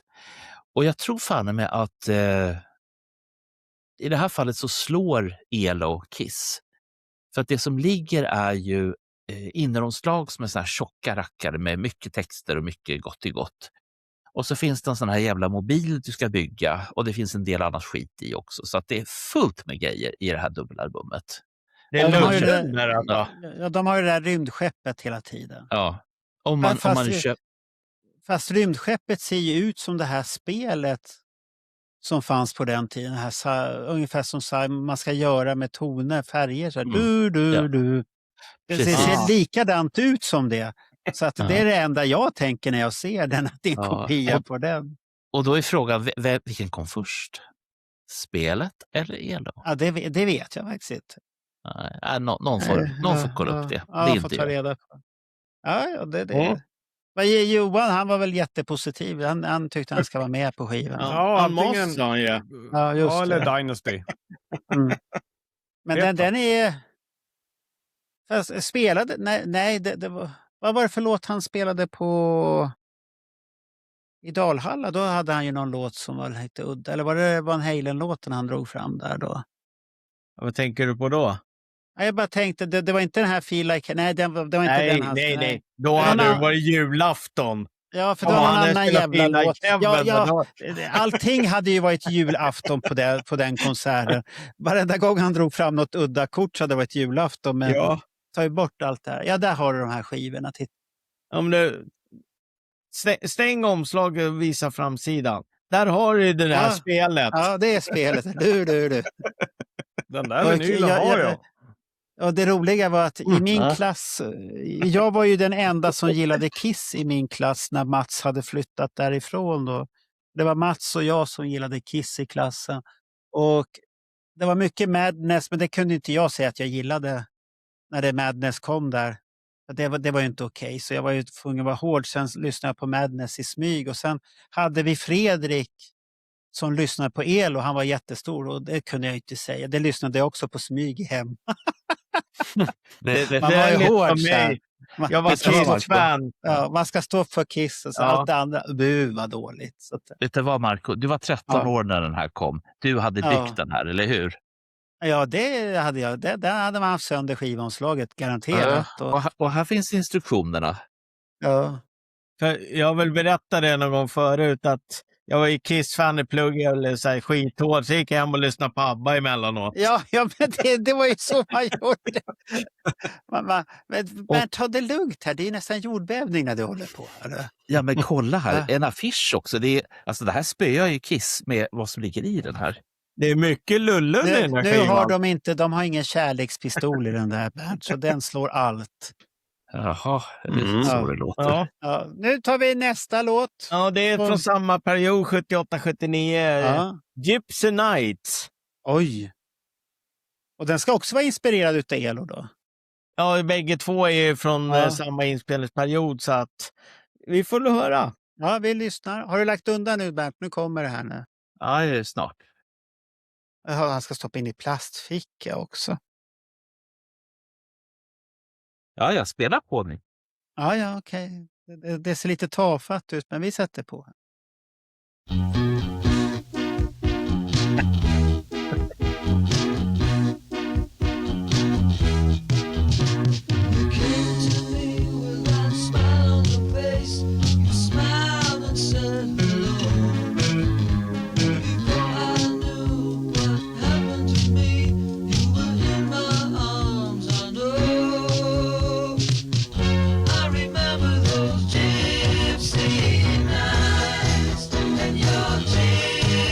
Påminner om någon annan låt.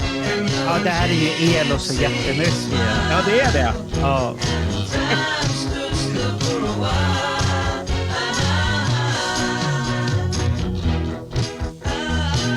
Ja, det här har ju ingenting med Kiss att göra. Fan.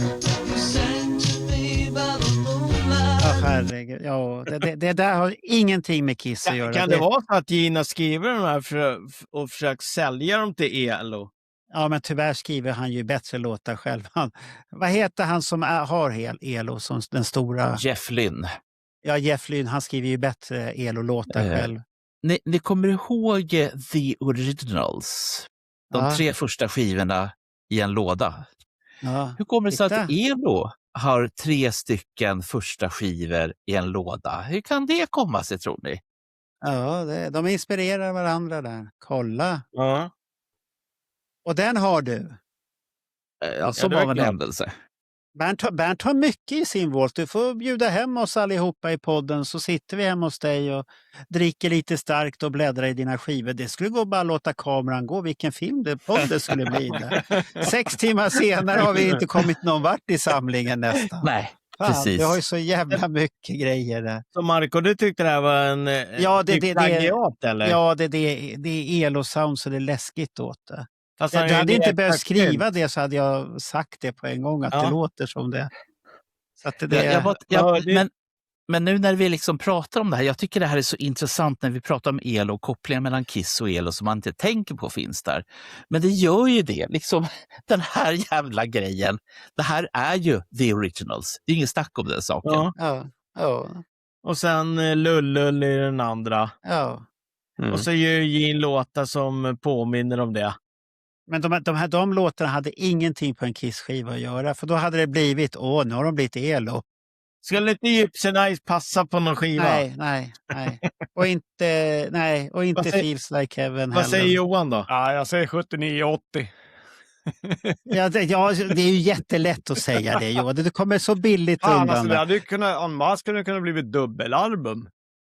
Ja, jag tänkt på nu, fasiken. Tänk att du sitter och drömmer om sådana där grejer. Ja, nej, men alltså hade man gjort den lite, det stuket, så men den har lite grann i det alltså sättet han sjunger på är ju 79-80. Ja, jo, det är det. Ja. Och hade man fått den kissifierad, då hade den kanske hamnat på någon av dem.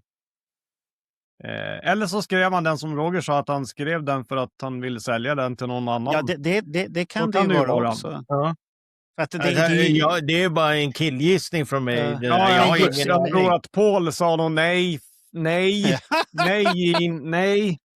Han skakade av vrede. Eller det här så typiskt när Paul blir arg. Han blir tyst och tittar bara så här. Ja, om blickar så blir Gene så här. Och så blir Gene direkt så här. Vad är fel? Ja. Han vet direkt vad det där betyder. Men det här Mongoloid Man då, kan vi ta den, Paul? Nej. Han sa så här, vi ska göra soloalbum, du kan ha det där. Ja, du får göra vad du vill. Och så kom han på att den var så jävla dålig så den passade inte där heller. Ja, herregud. Nej, de här 2 låtarna, Feels Like Heaven och Gypsy Night, nej, det får han ha. Ja, de är svårplacerade för att om man tittar tidsmässigt vad Kiss som band gjorde, så skulle de väl kanske funka, men man skulle ju få modifiera om dem ganska mycket för att de skulle passa in, så att säga. Ja, det är det.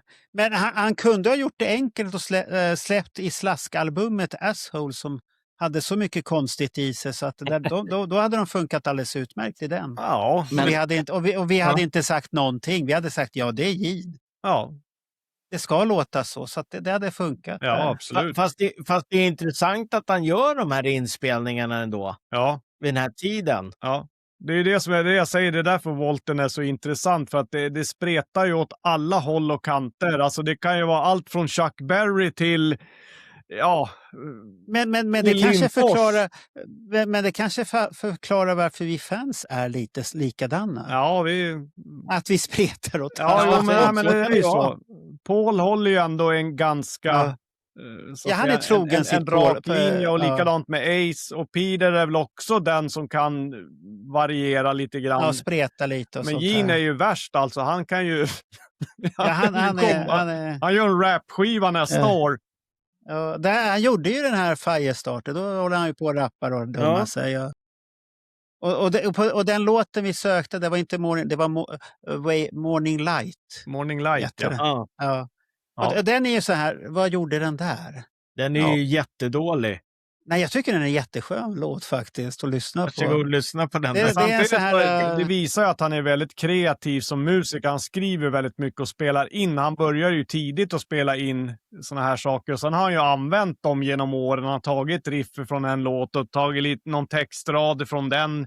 Så att det är ganska fascinerande att han verkar vara en sån här som gillar att arkivera alla hans texter, musik, riff, allt. Ja. Men han är ju en hamster. Ja, det älskar att spara.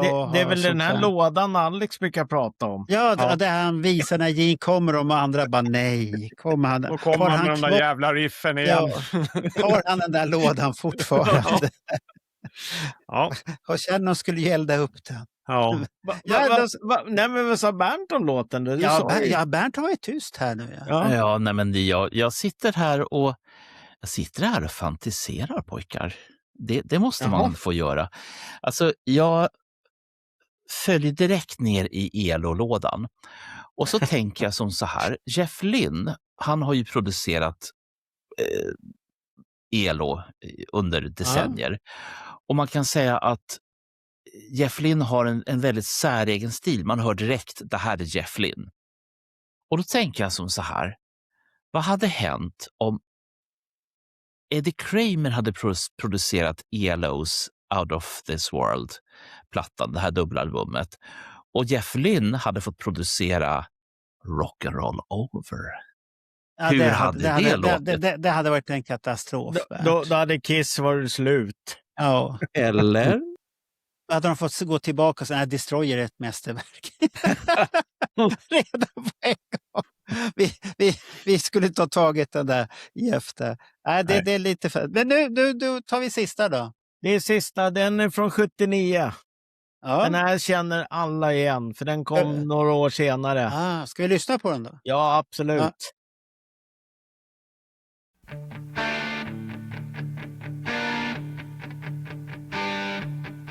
Så det kan bli.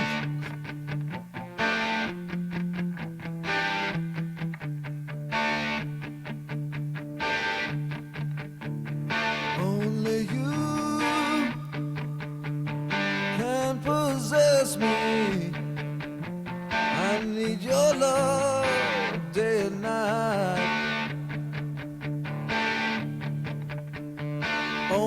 you can deliver me. I need your love, I can't deny. Only you can deceive me. I love you more than I can say. Yeah. Only you can complete me. I need your love every Är texten rätt så intakt? Ja. Ja. Det är fan ska-stuk på det här. Ja.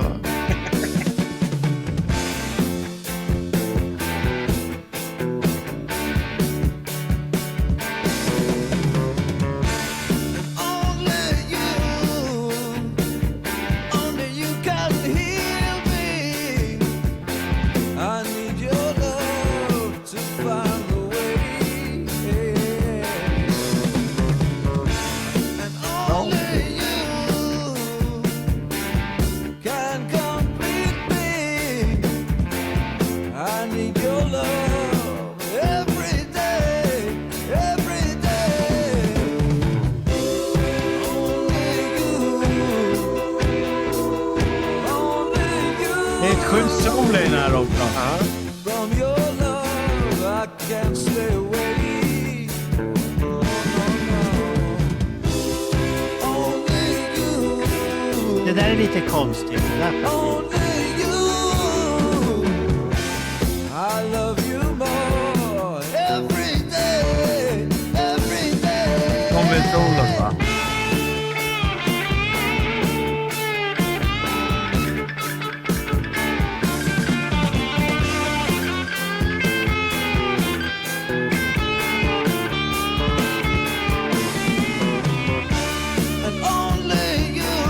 Ja. Vad säger vi om det där då? Ja, det Visst låter är det ju, spännande? det låter ju väldigt ganska färdig för att vara en demo. Ja, den är väldigt lik. Det är bara det här konstiga mellanpartiet som kommer. Ja, det kommer någon med några körsånger som är lite... Men Jeans röst kommer fram mycket, mycket, mycket bättre på den här inspelningen på det äldre. Mm. Så jag tycker det är lite mer tempo i låten också. Ja. Ja, den Men går. kanske bra att de drog ner den lite. Eller vill du ha det här höga Ja, jag tempot? skulle vilja ha det här. Jaha, Och sen okej. gillar jag de här skattakterna, du vet det här. Ja. Det är vad jag tycker. Jaha, okej. Så du vill ha mer Madness med helt plötsligt? Ja, men det var lite skattakter i det. Ja. Jag tycker det låter som, det är lite konstigt, men han har ju gjort den och haft en idé och den har ju inte ratats så förbaskat mycket av det. Nej. De har ju haft med rätt så mycket utav hans grundidé. Doro gjorde ju en cover av den här. Nej, men den Så att, låter ju nästan som på det äldre, och så får man ju tänka då att det äldre är ju producerad av Bob Ezrin, så att visst har man varit inne, men den är ju ganska snarlik. Ja, han har inte gjort så mycket, så han, Nej, det är han var väl rätt så några hög partier ute, som ja. så där, men annars så... Ja, men Så det vita pulvret gjorde att mycket fick vara kvar då? Ja, han var väl inte i sin toppform, Bob Ezrin. Nej, han var ju inte det. Men Johan, tycker du att sången påminner som på den äldre versionen? Alltså hur han sjunger? Ja, jag satt och funderade på det. Lät liksom lite grann som att han... det är så jävla märkligt. Den här är ju gjord 79. Och då hade man ju gjort Dynasty. Han sjöng ju speciellt på Dynasty on Mask. Och sen så... Ja, du vill ha den på Unmasked också? Ja. Alltså. Nej. Jag tänkte bara hur han sjunger. Men klart, han varit lite råare på Creatures. Ja, då är det monster. Det finns lite inslag, lite svagt vad som komma skall på Creatures. Och han låter inte det här falsett-gin, utan lite mera, lite råhet i det. Men jag gillar faktiskt sån här att ska lyssna lite mer på den här. Jag är ju van vid Only You från The Elder. Så jag tror man behöver kanske lyssna på den här några gånger. Men jag tycker att den är bra för att vara en demo. Och ganska bra ljud också. Så att, nej, det kan man säga. Spännande låt. Vad säger Bernt då? Jag sitter och tänker faktiskt på... Det här är alltså 79 säger vi. 80 var de i Sverige. 80 så snackade de om den här enormt hårda plattan som skulle komma. Som, vi kan historien nu. Ja, den är hård. Och så är vi framme vid 81. Och jag tänker fan med på Alex Bergdahls jävla låda med Gene-demos. Han har suttit där och sagt att grabbar, jag har den bästa låten på den här skivan så vi kan komma igång. Kolla här på min kassett. Only You. Den är inspelad för några år sedan men den funkar jättebra nu. Lyssna på den. Och alla bara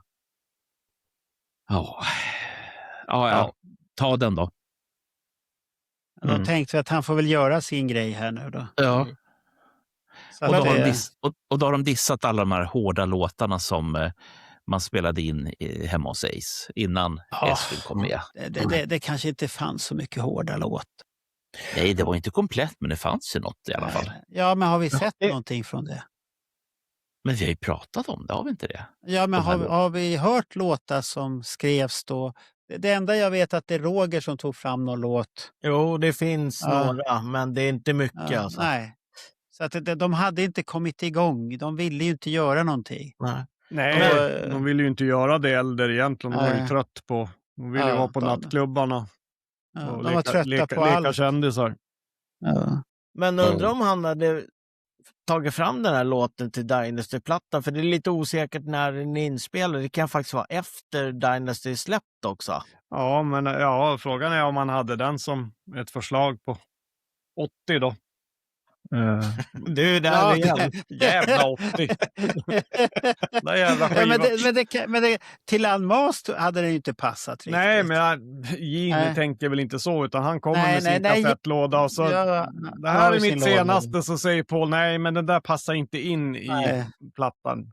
Men om vi backar till Dynasty då, det här är ju i princip likadant som Charisma egentligen.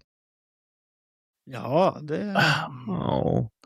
Men hade den funkat i discotempo? Man skulle ju... Vinnie Ponsi hade säkert varit in och peta i den så att den hade liksom blivit... Så att den hade passat in med de andra. Sound. Ja, precis. Nej, men absolut. Den hade kunnat vara med både 79 och 80. Men den kom 81 på det äldre. Så att... Tänk Only You. Och så tänk ett arrangemang typ som Dirty Livin'. Ett jävla smiskande hela låten igenom. Han hade kunnat fixa det, Vinnie Poncha, när vi sitter och tänker på det så här. Ja, det tror jag. För ta Dirty Livin' och så tar ni bort allt smisko som finns på den. Och så ta samma grej och stäng på den här. Ja, men ni har en riktig discorökare på det här. Det finns ju en demoinspelning på Dirty Living. Ja, den är ju väldigt disco.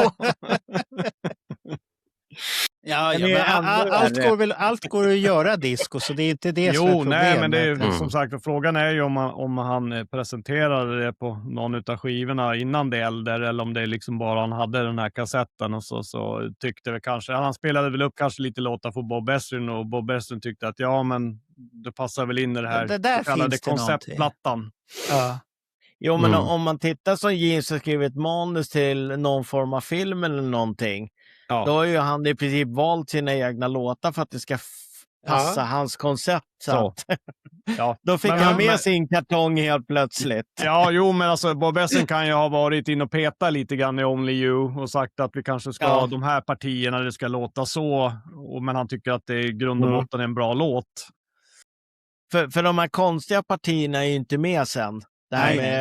Nej. Och då är det frågan om det är Ezrin som tyckte att nej, det där passar inte in. Han var inte hög den dagen. Nej, han kanske och hade... Gene var så här, shit också, nu fick jag inte med. Fick jag inte med det där. Och så började han köra Mongoloid Man. Ja, då var jag så, nej, nu går jag ut. Ja, nu går jag ut. Nu behöver jag ta en dos här. Ja, det var sista låten för idag då. Ja. Va? Är det slut? Ja, för det här var första delen av 3. Så nästa gång går vi direkt på låtarna utan förklaring vad Vault är för någonting. För att man måste ju följa den här serien då. Gene Simmons spår som vi går i. Alltså eller hans skor vi går i. Är det här liksom som en samlarserie då, Marco? Det vill säga att man måste ha alla avsnitten? Man måste ha alla avsnitt. Annars är det inte komplett. Nej. Så att men det är ju intressant att börja. Vi har ju börjat från 66 och slutat på 79. Sen var det lite som du sa där att det är ett stort steg från 70 till 77 där. Det är många år. Det finns ju inte så mycket. Det som finns är ju sånt här som redan är släppt. Så här Daily Planet och de här grejerna. Det var det jag tyckte var lite tråkigt med Box. Att det finns ju inte jättemycket från tidiga Kiss, som jag säger så då. Nej. Men det... som inte var släppt redan. Och jag kände inte att jag ville plocka med saker som redan finns sen massor med år tillbaks. Liksom. Folk har hört det. Det här är lite grejer tror jag som inte folk kan lyssna på. Nej. Det kanske öppnar ögonen och öronen på vissa. Man kanske inte frivilligt lyssnar på det här, Roger, så det kan vara det. Är det därför som vi inte har Van Halen-låtarna med här? Ja. Ja. Men vilken period vad börjar vi nästa avsnitt sen då? 80, okej. Då kommer alla de här som vi har pratat om. Då kommer de igen. Alla de här dunderhitten. Om igen då, herregud. Ja, men ska vi stänga Volten för den här gången då? Och vara glada och hoppas att det här varit någonting att lyssna på? Det är väl klart det varit något att lyssna på. Ja, men det så har så vi får man ju tänka till att lite grann så här att det här är ju alltså för att försöka förstå Gene Simmons som låtskrivare så är ju det här perfekt att börja med. De som kanske inte har satt sig in så mycket i Gene, just att det spretar åt alla håll och kanter och värre kommer att bli. Men att det är just det som gör att det är så pass intressant att han låser inte in sig på en kategori utan vi provar lite här, vi provar lite där och så kommer man känna igen riff som man sedan har använt på Kiss studioplattor. Så att men det blir spännande med en del 2 och del 3. Och Roger tycker ju om att hitta konstiga. Och Daniel skulle vara med men han har fått förhinder så han kanske är med på del 2 sen och del 3. Men han är välkommen då. Han är välkommen alltid, men, så att det är alltid intressant. Jag måste få ställa en liten fråga här nu. För att vi har ju Simmons resonemang att rocken är död. Var inte det runt 2012-2013 efter att Monster gavs ut? Och sen sitter jag och funderar på en människa som Gene Simmons som har under hela sitt liv har spottat ur sig låtar eller demos åtminstone på kassett eller vad han nu svarar dem. Sitter han verkligen och tänker det varje gång han får känslan av en låt? Så tänker han det, nej, jag ska inte skriva en låt. Han bor ju i USA. USA är det helt andra musikgenrer som dominerar väldigt stort i USA. Jo, men att han gick ifrån att totalt lusa ner alla med sina demos till att 2012 bara säga nej, jag är nog färdig med det här. Jag ska inte skriva en enda låt med hela mitt liv. Det kanske var tillräckligt krångligt att föda de där 2 sista albumen. Det var inte så lätt och ska vi sätta handen på hjärtat där. Hur ofta, nu, Johan Wallin behöver inte svara för han sitter säkert och lyssnar på det varje dag, men hur ofta lyssnar man på Sonic Boom och Monster? Ja, när de gavs ut så lyssnade jag på dem. Har jag lyssnat på det sen därefter? Nej, och jag har inga riktiga favoriter heller. Säg yeah. Alltså det är ju underbart riff. Johan kommer bli glad i nästa avsnitt för det är en del från Crazy Nights med där då. Oj. Då blir det extra långt poddavsnitt, det kan jag lova. Herregud. Men då får vi stänga ner och börja vila här redan nu då, så att vi är redo eftersom det blir så farligt här. Så är det ju. Så Så vi tackar för lyssningen och så kommer vi tillbaka med del 2 och del 3 i Rogers plocka fram 10 godingar från olika perioder i Volten där. Så att det är 30 låtar totalt av 160. 165 va? Ja, som vi har valt ut därför att mycket är ju goja i Volten också. Måste man vara ärlig. Vi kan inte sitta och köra 8 timmars program hela nej, tiden. det går. Vi har låtit, vi kanske kommer med så här riktigt avskum, så här riktigt elakt och dåligt som man måste bara höra på. Det kanske blir en del 4 som andra så här specialavsnitt med det som är det sämsta som finns nog. Ja. Så att man förstår hur bra Gene Simmons kan vara samtidigt som man kan vara Ja, så är det. Han har höga toppar och djupa dalar, så är det ju. Och då är de väldigt djupa. Ja. Så att det är svårt att komma upp därifrån. Ja. Så att vi tackar och så hörs vi snart igen. Absolut. Hej då! Ha det bra. Hej hej!